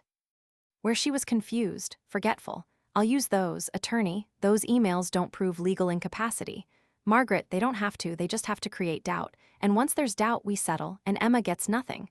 The video ended, I handed the phone back to David. Emma's hands were in fists. She was going to lie, Emma stated. She was going to use Diane's normal aging confusion to claim she wasn't competent. David nodded. That's exactly what she was planning. Did she file the motion? I asked. No, she died before she could. Emma stood up. She walked to the window. She stood there for a long time. Finally, she turned around. Who recorded this? I don't know, David answered. You were married to her, you lived with her. Do you have any idea who would have access to record her in her attorney's office? No. Was she being investigated? Was someone building a case against her? Not that I know of. Emma came back to the table. She sat down. She looked at both phones. Mine and David's. These were sent at the same time, same method, same lack of identifying information. Someone wants us to have this evidence, but they don't want us to know who they are. Why? Rachel questioned. Because they're not done yet. I felt something cold move through my chest. What do you mean? I mean someone is still watching, still collecting, and they're going to send more. She was right. 3 days later, another package arrived, this time to Emma's apartment. Inside was a third phone. Another video. Emma called me immediately. There's another one. What's on it? I haven't watched it yet. I wanted you here. I drove to her place. We sat on her couch. She pressed play. This video was older. The quality was worse. But the content was devastating. It showed Margaret and Diane in Diane's house. This was years ago. I recognized the furniture. The curtains. This was before Diane's stroke. They were arguing. Diane, you need to stop this. That child has done nothing to you. Margaret, that child is a reminder of everything Richard had before me. Diane, she's 9 years old. Margaret, I don't care how old she is. She doesn't belong here. And I'm not leaving her anything when I die. Diane, then you're a fool. Margaret, excuse me. Diane, you heard me. You're a fool, and you're cruel, and if you go through with this, you'll regret it. Margaret, are you threatening me? Diane, I'm telling you the truth. That girl deserves better. And if you won't give it to her, I will. Margaret, with what? Your money? Diane, yes, with my money. I'm setting up a trust for her, and there's nothing you can do about it. Margaret's face went hard. You wouldn't dare. Diane smiled. It was not a kind smile. Watch me. The video ended. Emma set the phone down. She was crying, quietly. Diane stood up for me.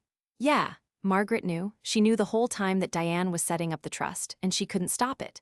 I put my arm around her. Your grandmother loved you. I wish she had told me. Maybe she thought the trust was enough. Emma wiped her face. Who recorded this? I don't know, but someone was in Diane's house. Someone had access. Evelyn, maybe. Emma picked up her phone. She called Evelyn. Did you record Margaret and Diane arguing? Evelyn's voice came through the speaker. Yes. Why didn't you tell us? Because Diane asked me not to. She said if anything happened to her, I should give it to you. But only if Margaret tried to contest the trust. She did try. I know, that's why I sent it. Emma's voice dropped. You sent all of them, the video of Margaret and David, the one with her attorney. There was a long pause. No, I only sent the one with Diane, the others, those weren't me. Emma looked at me. Then who? I don't know, but whoever it is, they have access I never had. They were inside Margaret's attorney's office. They were in her home recording her and David. That's not me. That's someone else. Emma hung up. She stood up. She started pacing again. Okay, so Evelyn sent one video. Someone else sent the other two. Who? Margaret's attorney? I suggested. Why would her attorney record her and then send the evidence to us? Maybe they didn't want to be part of what she was planning. Maybe. Rachel's phone buzzed again. Another message from David. She read it out loud. I think I know who's sending the videos. We need to meet, all of us, today. We drove back to Seattle. David was waiting at the same coffee shop. He wasn't alone. There was a woman with him, mid-30s, professional clothes. She had a laptop bag and the kind of face that doesn't give anything away. David stood when we arrived. This is Jennifer Park. She's a private investigator. Jennifer shook our hands. Her grip was firm. I've been investigating Margaret for the past 8 months. Emma sat down slowly. Why? Because David hired me? We all looked at David. He rubbed his face. After Emma sent me the folder, the one with all of Margaret's recordings and emails, I started wondering what else she was hiding, so I hired Jennifer to find out. What did you find? I asked. Jennifer opened her laptop. A lot. Margaret wasn't just cruel to Emma, she had a pattern. 3 previous marriages, all of them ended badly. In each case, she married men with children from previous relationships. And in each case, she systematically excluded those children from any financial benefit. Emma leaned forward. How? Prenuptial agreements, strategic will updates. In one case, she convinced her husband to cut his adult son out of his inheritance entirely. The son sued, he lost. Margaret had documentation proving the son was estranged and irresponsible, except it was all fabricated. How do you know it was fabricated? Because I found the real records. The son wasn't estranged. Was in graduate school, visiting every month. Margaret created fake emails, fake text messages. She built an entire false narrative. Rachel's hand went to her mouth. Oh my God. Jennifer clicked through several files. She did the same thing with her second husband's daughter and her third husband's twin sons. Every time she positioned herself as the reasonable one, the stepchildren as the problem, and every time she won. So why investigate her now? I asked. She's dead. David spoke up. Because I wanted to know who I married, and because I wanted to make sure Emma got justice. Emma was staring at Jennifer. You sent the videos. I did. Why? Because you deserve to know the truth. Margaret spent her whole life manipulating people, building false narratives, destroying relationships. I wanted you to see exactly what she was. But why wait? Why not send everything at once? Jennifer closed her laptop. Because I wanted to see how you would react. If you would use the evidence to hurt Margaret's reputation, or if you would just move on, that's manipulative. Maybe, but it's also strategic. Margaret built her power on secrets. I wanted to see if you would do the same. Emma stood up. She looked at David. Did you know she was doing this? Not at first. Jennifer told me last week. And you didn't tell me? I wanted to, but Jennifer said it was important to let the process play out. Emma turned to Jennifer. What else do you have? Everything, financial records, communication logs, documentation of every lie Margaret ever told, it's all in here. She patted her laptop. Why are you showing us this now? Because Margaret's estate is being settled, and I wanted to give you the option to contest it. Contest what? Her final will, the one that left you $500,000. I have evidence that Margaret was coerced into changing it.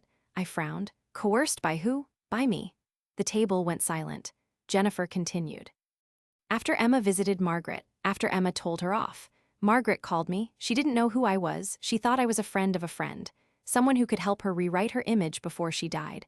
I told her the best way to do that was to leave Emma money, a substantial amount, enough that people would remember her as generous. So the $500,000? Emma's voice trailed off. Wasn't her idea. It was mine. I convinced her it would make her look good. Emma sat down heavily. So she didn't actually want to give me anything. No, she wanted to die looking noble. I just showed her how. Rachel spoke for the first time. That's fraud. Technically, it's persuasion. I didn't forge anything. I didn't threaten her. I just suggested a course of action that benefited my client. Who's your client? Jennifer looked at David. He didn't meet her eyes. I hired her to protect Emma, to make sure Margaret didn't destroy her one last time. Emma's face was unreadable. So everything, the money, the final apology letter, all of it was orchestrated. The letter was real, David corrected. Margaret wrote that herself, but the will change, that was influenced. Emma stood up. She walked outside. I followed her. She was standing on the sidewalk, her arms crossed, staring at nothing. You okay? I don't know. Talk to me. I thought the $500,000 meant something. I thought maybe Margaret had changed, even a little, but it was just Jennifer. Playing chess with a dying woman. Does it matter? Yes, it matters, because I wanted to believe there was something good in her, some small part that actually cared. Maybe there was. She wrote the letter. Jennifer didn't do that. The letter was 5 sentences. The money was $500,000. Which one do you think took more effort? I didn't have an answer. Emma turned to me. What would you do? About what? About all of this. The investigation, the manipulation. Jennifer controlling everything behind the scenes. I'd decide what I want the outcome to be, and then I'd figure out if Jennifer's information helps or hurts that. What if I don't know what I want? Then take some time. You don't have to decide anything today. Emma nodded. We went back inside. Jennifer was waiting. David looked uncomfortable. Emma sat down. She looked directly at Jennifer. I want all of it. All of what? Everything you have, every file, every recording. Every piece of evidence, I want it. What are you going to do with it? I don't know yet, but it's mine. Margaret spent years collecting ammunition against other people. Now I'm collecting it against her. Jennifer opened her laptop. She pulled out a thumb drive. It's already loaded, everything I have. Emma took it. How much do I owe you? Nothing. David already paid. Emma looked at David. Why? Because you deserved better than what Margaret gave you. This was the only way I knew how to help. Emma put the thumb drive in her pocket. Thank you for trying. We left. On the drive home, Emma was quiet. She held the thumb drive in her hand the whole time. Finally, 2 hours into the drive, she spoke. I'm going to use it. Use it how? I asked. I'm going to release it, all of it, not to hurt Margaret, she's already dead, but to help the others. What others? Margaret's other stepchildren, the ones Jennifer found, the ones Margaret destroyed. They deserve to know it wasn't their fault. That she did it to all of them, that there was a pattern. Rachel turned around from the front seat. Are you sure? No, but I think it's right. Over the next 2 weeks, Emma worked with Jennifer to compile everything. They created a website, they called it the Pattern Project. It documented everything. Margaret's 3 previous marriages, the stepchildren she had excluded, the lies she had told, the evidence she had fabricated. Emma wrote an introduction. It was 3 paragraphs. My name is Emma Hayes. For 4 years, Margaret Ross was my stepmother. She made me feel worthless. She excluded me from her family. She told people I didn't deserve anything. For years, I thought it was my fault, that I wasn't good enough. But I was wrong. It wasn't me. It was her. And I wasn't the only one. This website documents Margaret's pattern of behavior across 4 marriages. If you were a stepchild in Margaret's life, this is for you, so you know it wasn't your fault, so you know you weren't alone. They launched the website on a Tuesday. By Friday, 2 of Margaret's former stepchildren had reached out. One was a woman named Caroline. She had been Margaret's second husband's daughter. She was 38 now, a lawyer. She called Emma directly. I can't believe someone finally documented this. You knew? Emma asked. I knew she was toxic, but I didn't know she had done it to other people. I thought it was just me. It wasn't just you. Thank you for doing this. For showing people the truth? The second person was a man named Marcus, one of the twins from Margaret's 3rd marriage. He sent an email. I saw the website. I cried for an hour. Not because I was sad, because I was relieved. My brother and I spent 20 years thinking we drove our father away, thinking we weren't good enough. But it was her. It was always her. Thank you for giving us our truth back. Emma showed me the messages. This is what I wanted. This is why I did it. I'm proud of you. Yeah, but not everyone was happy. 3 days after the website launched, I got a call from a number I didn't recognize. Mr. Hayes? Yes, this is Sharon Miller. I represent the estate of Margaret Ross. I'm calling to inform you that if your daughter does not take down that website immediately, we will sue for defamation. The website only contains documented facts. The website contains private communications, emails, recordings, materials that were obtained without consent, materials that prove your client was a liar. That's not for you to decide. Take it down or face the consequences. She hung up. I called Emma. I told her what happened. Let them sue, she replied. Emma, I mean it, let them sue. Everything on that website is true. They can't win. And even if they try, the publicity will just bring more attention to what Margaret did. I called Martin. I told him everything. He was quiet for a long time. Legally, Emma is probably safe. Everything she posted is documented. It's not defamation if it's true, but Margaret's estate can still make this expensive. Drawn out, painful. Emma doesn't care. I know, but you should prepare her for what's coming. 2 weeks later, Margaret's estate filed a lawsuit. They claimed defamation, intentional infliction of emotional distress, invasion of privacy. They asked for $5 million in damages. Emma read the filing. She laughed. $5 million for telling the truth. Are you scared? I asked, no, are you? A little. Don't be, we're going to win. The case moved slowly. Discovery, depositions, motions. During discovery, Jennifer turned over everything, every file, every recording, every piece of evidence. Margaret's attorneys tried to suppress it. They claimed it was obtained illegally. The judge disagreed. If Mrs. Ross was recorded in her own home and office, that suggests the recordings were made by someone with access. The question isn't whether the recordings are legal. The question is whether they're true. The attorneys couldn't answer that because they were true, all of it. 6 months into the case, David reached out. I want to testify for Emma. Are you sure? Yes, I was married to Margaret. I saw what she did. I can corroborate everything on the website. He testified in a deposition. He confirmed that Margaret had a pattern, that she systematically excluded stepchildren, that she manipulated her husbands. Everything on the website was accurate. Caroline testified too, so did Marcus. By the time we got to trial, Margaret's estate had nothing left. Their attorney stood in front of the jury. Ladies and gentlemen, this case is about privacy, about respect, about a woman who can't defend herself because she's no longer here. Emma's attorney stood up. Her name was Patricia Reyes. Martin had recommended her. She was 52, sharp, relentless. This case is about truth, about accountability. About children who spent years believing they were the problem, when the problem was Margaret Ross. The defense wants you to believe that privacy matters more than truth, but privacy doesn't protect abuse, and that's what Margaret Ross did. She abused her position. She abused her stepchildren, and she did it systematically. The evidence will show you exactly what she did, and why Emma Hayes had every right to expose it. The trial lasted 4 days. The jury deliberated for 2 hours. They found in Emma's favor. On every count, the estate was ordered to pay Emma's legal fees, $143,000, and they were ordered to issue a public apology. The apology was published in the Seattle Times. It read, "The estate of Margaret Ross acknowledges that the information published on the Pattern Project website is factually accurate. We apologize to Emma Hayes and to all of Margaret's former stepchildren for the harm she caused. We hope this acknowledgement brings some measure of closure." Emma framed it. She hung it in her apartment. "Is it enough?" Rachel asked. "It's enough," Emma confirmed, but I knew there was still one more thing she needed to do. 3 weeks after the trial, Emma drove to Diane's grave. She hadn't been there since the funeral. I went with her. We stood in front of the headstone. Emma put flowers down. "Thank you," she whispered. "For what?" I asked. "For seeing me, for protecting me." Even when I didn't know it. She touched the stone, then she stood up. "I'm okay now, Grandma. I wanted you to know I'm okay." We walked back to the car. On the drive home, Emma's phone rang. It was Jennifer. Emma put it on speaker. "I wanted to tell you something before you hear it somewhere else." "What?" "I'm shutting down my practice. I'm not taking new clients." "Why?" "Because what I did with Margaret, it crossed a line. I manipulated a dying woman. I convinced her to change her will for my client's benefit. That's not investigation. That's control, and I don't want to be that person anymore." Emma was quiet. Then, "What are you going to do?" "I don't know yet, but I wanted to apologize to you for treating your pain like a case, for using Margaret's death as an opportunity. You deserved better than that." "Thank you. For what?" "For being honest." Jennifer hung up. Emma set her phone down. "People are complicated." "Yeah.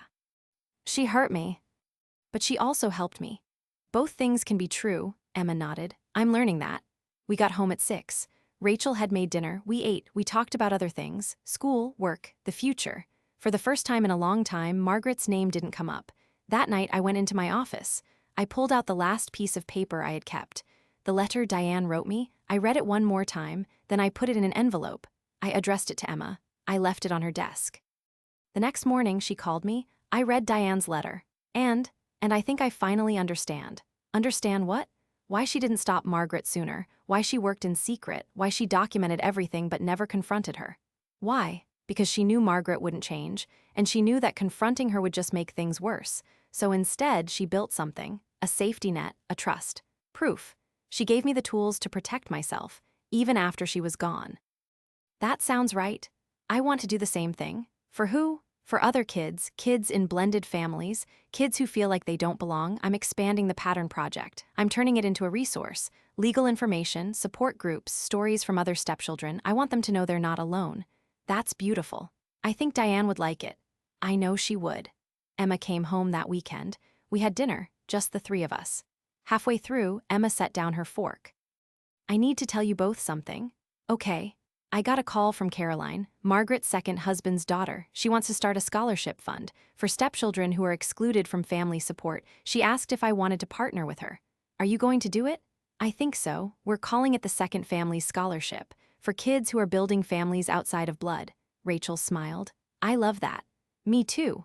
How much are you starting with?" "Caroline is putting in $200,000. I'm matching it. We're hoping to raise more." I looked at Emma, really looked at her. She was 22 now. Confident, clear, whole. "I'm so proud of you." "I'm proud of me too." We finished dinner. Emma helped clean up, then she grabbed her bag. "I have to get back to school. I have a meeting tomorrow with the dean. We're talking about starting a campus chapter of the Pattern Project." "That's amazing." She hugged me, then Rachel, then me again. "Thank you. For everything, for protecting me, for believing me, for never making me doubt myself. You never needed protection, you just needed someone to see you. You saw me? I did, she left. Rachel and I stood in the driveway and watched her drive away. She's going to change the world, Rachel observed. She already has. We went inside. That night I got one final email, from an address I didn't recognize. The subject line read, "Closure." I opened it. Inside was a single sentence. Margaret's ashes were spread at sea this morning, per her wishes. She's gone. It was signed David. I closed the laptop. I went into the living room. Rachel was reading. It's over, I announced. What is? All of it, Margaret, the lawsuit, everything. How do you feel? Relieved, tired, ready to move on. She set down her book. Then let's move on. And we did. 6 months later, Emma graduated from college, top of her class. She was accepted to law school. Full scholarship. At graduation, she gave a speech. She didn't mention Margaret by name, but everyone who knew the story understood. She said, "Some families are born, some families are built. The ones you build are often stronger because you chose them, and they chose you. I am grateful for every person who chose me, who saw me, who believed in me. Thank you for being my family." The audience stood up. Caroline was there, Marcus was there, David was there. Rachel and I were in the front row. Emma looked directly at us when she said, "And to my parents. Thank you for showing me what unconditional love looks like. I am who I am because of you." I cried. I'm not ashamed to admit it. After the ceremony, we took Emma out to dinner. A nice place downtown, white tablecloths, wine that cost more than I used to make in a day. Emma ordered champagne. We toasted. "To the future," she offered. "To the future." We drank, we ate, we laughed. Halfway through the meal, a woman approached our table. She was older, 70 maybe. She had kind eyes. "Excuse me, are you Emma Hayes?" Emma nodded. "Yes. I read your website, The Pattern Project. I wanted to thank you." "You're welcome, but can I ask why?" The woman smiled. "Because I was a stepmother, 50 years ago, and I made a lot of the same mistakes Margaret made. I excluded my stepdaughter. I made her feel unwanted. When I read your website, I realized what I had done, so I reached out to her. I apologized. We're having coffee next week." Emma's eyes filled with tears. "That's wonderful." "It is, and it's because of you. Thank you for being brave enough to tell your story." The woman left. Emma wiped her face. "I didn't expect that." "Expect what?" "That Margaret's story could actually help people, that something good could come from something so painful. That's what happens when you turn pain into purpose." Emma nodded. "I like that." We finished dinner. We walked Emma to her car. She hugged us both. "I love you. We love you too." She drove away. Rachel and I walked to our car. We sat there for a minute before I started the engine. "Do you think we did the right thing?" Rachel asked. "With what?" "With everything, the divorce, the lawsuit, the website, all of it." I thought about it. "I think we did what we had to do, and I think Emma is better for it." "Do you have any regrets?" "Only one." "What?" "I regret not leaving Margaret sooner. I regret letting Emma spend even one day feeling like she wasn't enough." Rachel took my hand. "You did your best." "I know, but I wish my best had been better." "Emma doesn't think that." "I know." We drove home in comfortable silence. That night I couldn't sleep. I kept thinking about everything that had happened. Margaret, Deanne, Emma, the trial, the website, all of it. At 2 in the morning I got up. I went into my office. I pulled out a notebook. I started writing. Not for anyone else, just for me. I wrote about the day I met Margaret, the day I proposed, the day I realized she would never love my daughter. I wrote about the divorce, the evidence, the confrontation. I wrote about Emma's strength, her resilience, her decision to turn her pain into something meaningful. I wrote for 3 hours. When I finished, I read what I had written. It was honest, raw, complete. I closed the notebook. I put it in my desk drawer. Maybe someday I would share it, maybe I wouldn't. But it was there, documented, real, just like everything else. The next morning, Rachel found me at my desk. "Did you sleep?" "A little." "What were you doing?" "Writing." "About what?" "Everything." She kissed the top of my head. "Good, you should." A year later, Emma called me with news. "I'm getting married." "What?" "I'm getting married. His name is James, he's a teacher, he's kind, and he loves me." "Does he know about Margaret?" "He knows everything." I showed him the website. I told him the whole story. And he said it made him love me more. "When's the wedding?" 6 months, small ceremony, just family and close friends. "Where?" "Here, in the city. I want you to walk me down the aisle." I would be honored. The wedding was in May. Emma wore a simple white dress. James wore a navy suit. Rachel was the matron of honor. Caroline stood with her. I walked Emma down the aisle. She held my arm tight. When we got to the front, the officiant asked, "Who gives this woman to be married?" I looked at Emma. She was smiling. "Her family does," I answered. I kissed her cheek. I sat down next to Rachel. The ceremony was short, sweet, perfect. When the officiant pronounced them married, everyone stood and cheered. At the reception, Emma gave a toast. She thanked her friends, her colleagues, her new husband. Then she turned to Rachel and me. And to my parents, you taught me that family isn't about blood, it's about showing up. It's about choosing each other every single day. Thank you for choosing me. Everyone raised their glasses. I looked at Rachel. She was crying. We did good, I whispered.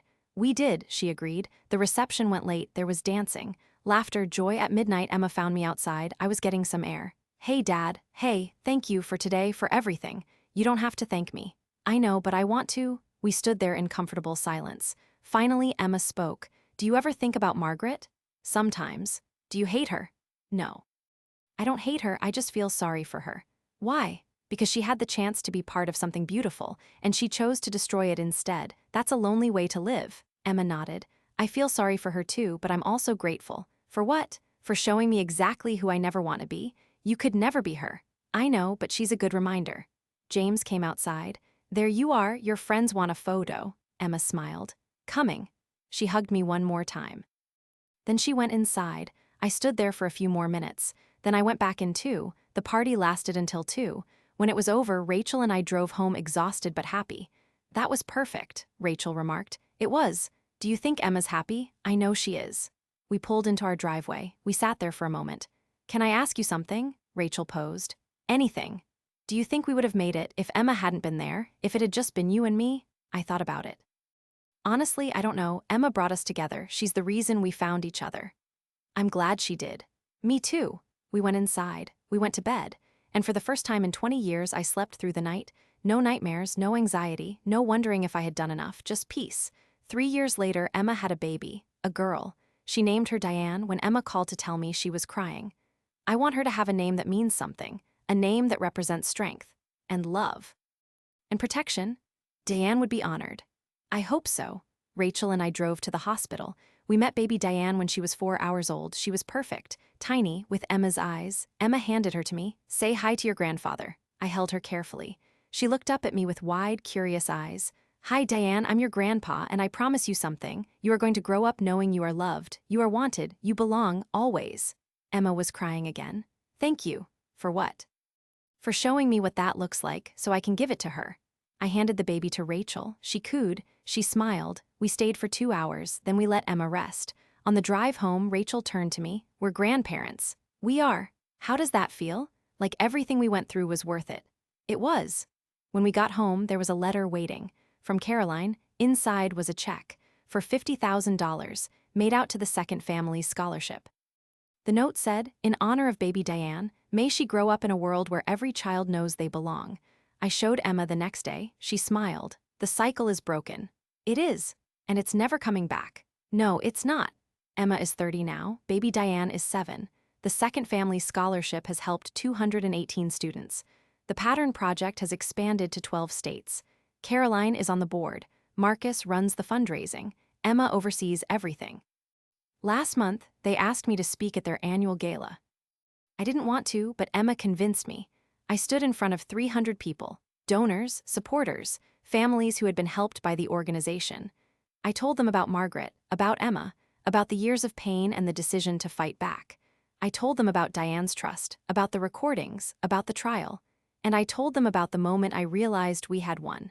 Not because of money, not because of justice, but because Emma had taken her pain and turned it into purpose. When I finished, the room was silent. Then someone started clapping, then another, then everyone. I looked at Emma. She was standing, smiling. I stepped off the stage. She hugged me. Thank you for telling our story. It's not just our story anymore. It belongs to everyone who needed to hear it. I know, and I'm glad. After the gala, a woman approached me. She was young, maybe 25. She had a little girl with her. Mr. Hayes? Yes. I wanted to thank you. I was a Second Family Scholar. 3 years ago. The scholarship paid for my last year of college. I'm a social worker now. I help kids in foster care and blended families. Because of what your daughter did, I knew I could do this. She gestured to the little girl. This is my daughter. I adopted her last year. She was in the system. Nobody wanted her because she had behavioral issues, but I did, because I know what it feels like to be unwanted, and I wanted her to know she's not. I knelt down. I looked at the little girl. What's your name? Maya. Hi, Maya, I'm Richard. It's very nice to meet you. She smiled, a small, shy smile. I stood up. I looked at the young woman. You're doing important work. So are you? She left. Emma came over. Who was that? Someone you helped? Yeah. Emma watched the woman and her daughter walk away. This is why we do it. I know. We stayed until the end. We thanked everyone. We took photos. We promised to do it again next year. When we finally got home, it was after midnight. Rachel was asleep on the couch. I covered her with a blanket. I went into my office. I pulled out the notebook I had written in years ago. I opened to the last page. I wrote one final entry. Today I realized something. Margaret spent her whole life trying to control how people remembered her. But in the end, she lost that control, because the truth always comes out. And the truth is this: Margaret was cruel, but Emma is kind. Margaret destroyed families, but Emma builds them. Margaret's legacy is pain, but Emma's legacy is healing. And that's the difference. That's what matters. Margaret is gone, but Emma's work will live on. And that's the victory, not money, not justice, just the simple fact that love wins. Every time, I closed the notebook. I put it back in the drawer, then I went to bed. And I slept, because it was finally over. And we had won. Some people in my family still think I went too far. My cousin sent me a message last year telling me I was cruel. That I should have let Margaret rest in peace. But here's what I know: peace isn't the absence of conflict. Peace is what comes after truth. Margaret didn't deserve peace built on lies, and Emma didn't deserve to carry shame that was never hers. So yes, I went far. Maybe some people think too far, but I protected my daughter. I helped her find her voice. I gave her the tools to reclaim her story, and I would do it all again, every single part of it, without hesitation. Because that's what you do when you love someone. You fight for them, you stand with them, you make sure they know they matter. Emma knows she matters. Baby Diane will know she matters. And every child who reads the Pattern Project will know they matter too. That's the legacy. Not Margaret's cruelty, Emma's courage. And if you've made it this far, if you've watched me build this piece by piece, then you already know how this ends. Not with revenge, with restoration. Not with hate, with healing. Some people say I should have just walked away. Others say I didn't go far enough. I genuinely want to know, what would you have done? But there was one more thing, one final piece I haven't told you yet. 2 months after Emma's wedding, I got a call from an attorney in Portland, a woman named Susan Chen. Mr. Hayes, I'm calling about a case that may involve your daughter, Emma. What kind of case? I represent a woman named Lisa Torres. She was Margaret Ross's first husband's daughter.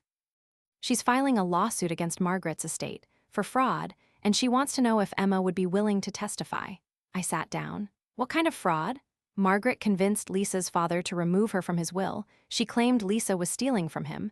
She had fabricated bank statements, fake receipts. The father believed it. He died believing his daughter was a thief. Lisa has been trying to clear her name for 15 years. How does Emma's case relate? Because the Pattern Project documented Margaret's methods, the fabricated evidence, the systematic exclusion, Lisa's attorney thinks it establishes a pattern that could help her case. What does Lisa want? She wants her father's reputation back. She wants people to know he didn't die hating her, that Margaret manipulated him. I called Emma. I told her everything. She didn't hesitate. I'll testify. Are you sure? Yes, if I can help someone else, I will. Trial was in November. Emma flew to Portland. I went with her. Lisa was 43. She had Margaret's ex-husband's eyes, sad eyes. When Emma walked into the courtroom, Lisa stood up. She walked over. Thank you for coming. Of course. I read everything on your website. It was like reading my own story. I'm sorry you went through that. I'm sorry you did too. The trial lasted a week. Emma testified on day 3. The prosecutor asked her to describe Margaret's pattern. Emma did, calmly. Thoroughly. Then the prosecutor introduced evidence. The same evidence from the Pattern Project. Margaret's estate tried to object. The judge overruled them. This evidence has already been deemed admissible in a previous case. The pattern is relevant. Lisa's case was strong, but the estate had resources. They dragged it out, filed motions, requested continuances, then something unexpected happened. David called me. I'm testifying for Lisa. What? I found something in Margaret's files, after she died, documents she kept, proving she fabricated the evidence against Lisa's father. Why didn't you say something sooner? Because I didn't know what they were. I thought they were just old records, but Lisa's attorney showed me what to look for, and I found it, everything. The fake bank statements, the altered receipts, proof that Margaret created it all. What are you going to do? I'm turning it over, all of it. And I'm testifying that I found it in Margaret's personal files, files she kept locked in a safe. The estate will go after you. I don't care. This woman lost her father because of Margaret's lies. That's wrong, and I can fix it. David testified 2 weeks later. He brought boxes, dozens of them. Inside were Margaret's files, organized by husband, by stepchild, by year. She had kept everything, every lie, every fabrication, every piece of false evidence she had ever created. It was a playbook, a manual for destroying relationships. The judge reviewed the files. Her face hardened. This is unconscionable. Margaret's estate attorney stood. Your Honor, these files don't prove. These files prove exactly what the plaintiff alleges, that Mrs. Ross systematically fabricated evidence to exclude stepchildren from inheritance, and that she did it deliberately, repeatedly, without remorse. The attorney sat down. The judge ruled in Lisa's favor. She awarded her $1.2 million, the full amount her father had intended to leave her before Margaret intervened. But more importantly, the judge issued a statement. Let the record reflect that Lisa Torres was not a thief. She was not estranged from her father. She was a victim of fraud perpetrated by Margaret Ross. Her father's reputation is hereby restored. Lisa cried. Emma hugged her. Outside the courthouse, reporters were waiting. They had been following the case, following the pattern project. One of them approached Emma.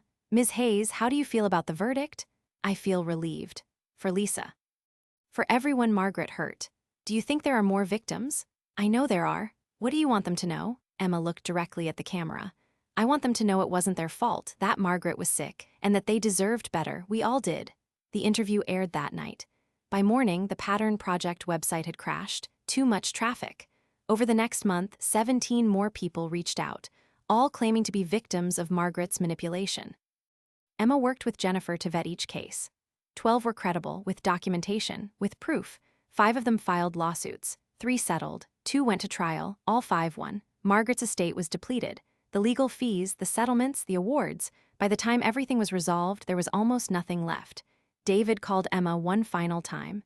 It's done. The estate is closed. Margaret's debts are paid. There's $17,000 remaining.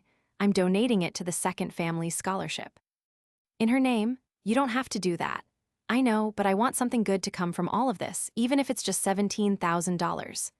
Emma accepted. The money arrived a week later with a note from David.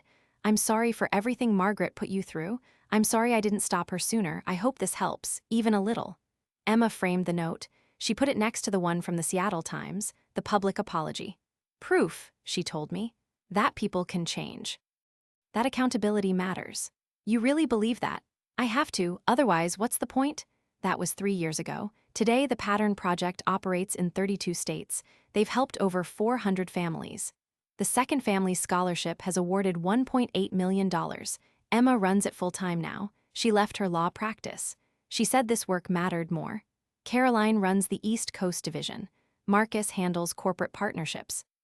David serves on the advisory board. Jennifer never came back. She sent a letter once, to Emma. It said, I'm sorry for what I did, for manipulating Margaret, for treating your pain like a case. I'm working at a domestic violence shelter now.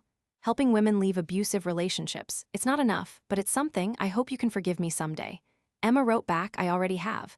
Last month, baby Diane turned 7. She's in 2nd grade. She's confident, happy, loved. She asked Emma about Margaret once. Mommy, who was Margaret? Emma thought about it. She was someone who was in our family a long time ago. She wasn't very kind. Why not? Because she was hurting, and sometimes people who are hurting hurt other people. Did she hurt you? Yes. I'm sorry. Emma pulled her close. It's okay, because I'm not hurting anymore, and I have you, and that's better than anything. Diane smiled. I love you, Mommy. I love you too. That night, Emma called me. Dad, I need to tell you something. Okay? I forgive her. Who? Margaret, I forgive her, not because she deserves it, but because I don't want to carry it anymore. I didn't say anything for a long time. Are you disappointed? She asked. No, I'm proud of you. Really? Really. Forgiveness isn't about her, it's about you, and if you're ready to let it go, then let it go. I think I am. Then do it. Emma was quiet then. I'm happy, Dad, really happy. I have James, I have Diane. I have work that matters. I have a family that loves me. Margaret took a lot from me, but she didn't take everything, and I think that's the real victory. It is. Thank you for fighting for me, for protecting me, for never letting me believe her lies. You never needed me to fight for you. You were always strong enough to fight for yourself. I just made sure you knew it. I know it now. We hung up. Rachel came into the room. Everything okay? Everything's perfect. What did Emma say? She said she's happy. Rachel smiled. Good, she deserves it. She does. That weekend, we drove to Emma's house. She was hosting a barbecue, family and friends, people from the Pattern Project. When we arrived, Diane ran to meet us. Grandpa, Grandma, she hugged us both. Then she grabbed our hands. Come see what Mommy made. She dragged us to the backyard. There was a garden. Emma was kneeling in the dirt, planting flowers. She looked up when she saw us. Her face was dirty. She was smiling. You made it. We did. Stood up, she wiped her hands on her jeans. I'm planting a memorial garden for Diane, my grandmother, not my daughter. I thought she should have something living, something that grows. That's beautiful. I think so too. She went back to planting. Diane helped her. They worked together in comfortable silence. I watched them, my daughter, my granddaughter, building something, creating something together. Rachel put her arm around me. We did good. We did. The party lasted until dark. There was food, laughter, stories. Caroline was there. She brought her partner, a woman named Sam. They were getting married in the fall. Marcus was there with his brother. They had reconciled 2 years ago, after seeing the Pattern Project.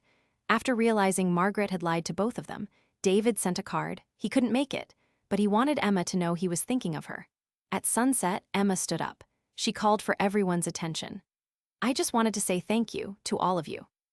For being here, for supporting this work, for believing that families can be built, not just born. You're proof of that, every single one of you.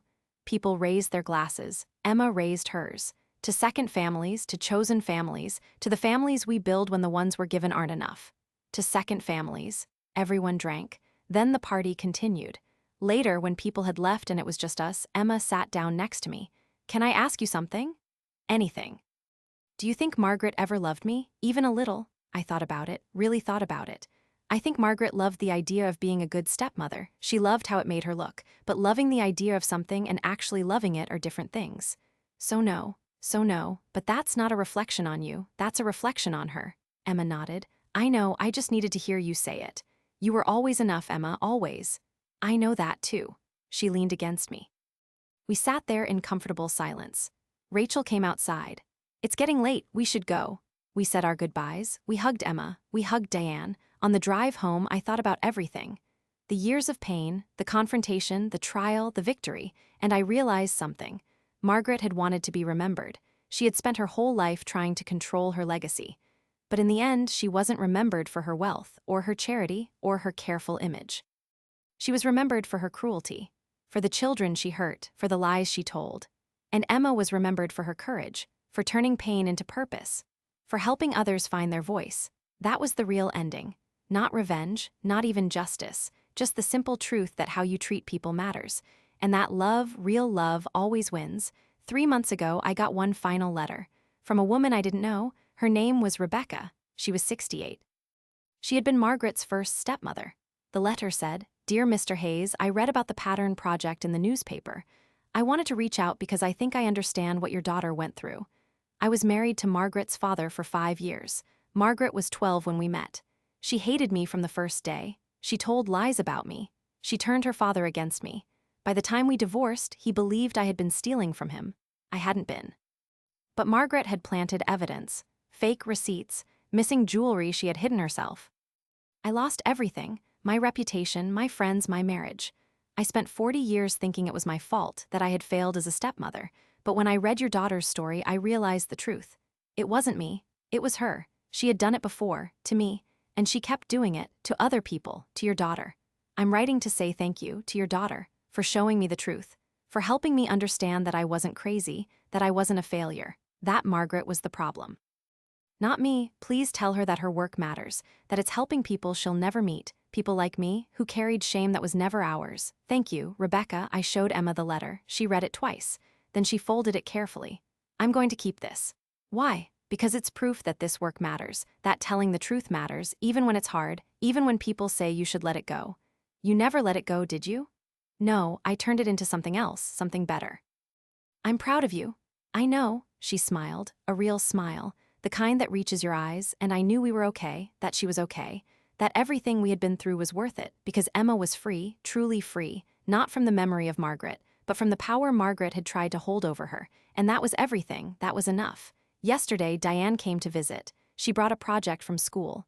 Grandpa, we had to make a family tree. Look. She showed me the poster. Her name at the bottom, Emma and James above her. then Rachel and me, then my parents. Emma's biological mother, no Margaret. This is beautiful, I told her. Ms. Anderson said some families look different. That's okay. I have 2 grandmas and lots of people who love me. You do. Grandpa? Yeah. Mommy says you protected her when she was little, that you made sure she knew she mattered. I tried. Well, you did a good job, because she tells me I matter every single day. And I believe her. I pulled her close. You do matter, more than you know. She hugged me, then she ran off to show Rachel.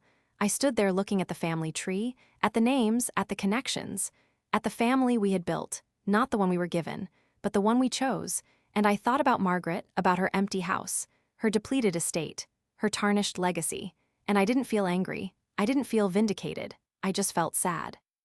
Sad that she had spent her whole life trying to build something that looked perfect from the outside, and had destroyed everything real in the process. Sad that she had never understood what actually mattered.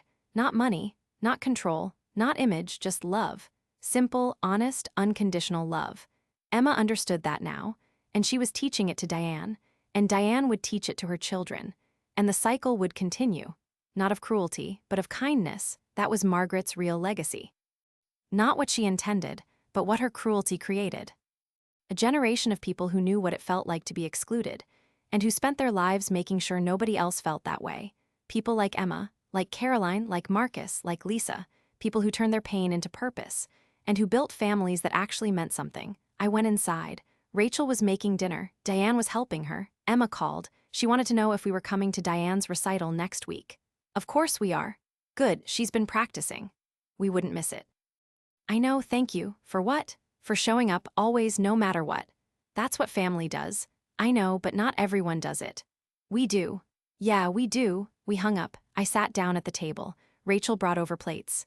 Diane said grace, we ate, and it was simple and normal and perfect, because this was what mattered, this moment, this meal, this family, not the one Margaret tried to destroy, but the one we built in spite of her. The one that would last long after her memory faded. The one that was built on truth, on choice, on love, and that's the end of the story, not with Margaret's death, but with our life, not with her cruelty, but with our kindness, not with her legacy, but with ours. Some people say I should have just walked away, that I should have protected Emma by removing her from the situation and never looking back. Others say I didn't go far enough. That I should have exposed Margaret publicly while she was still alive. I genuinely want to know, what would you have done?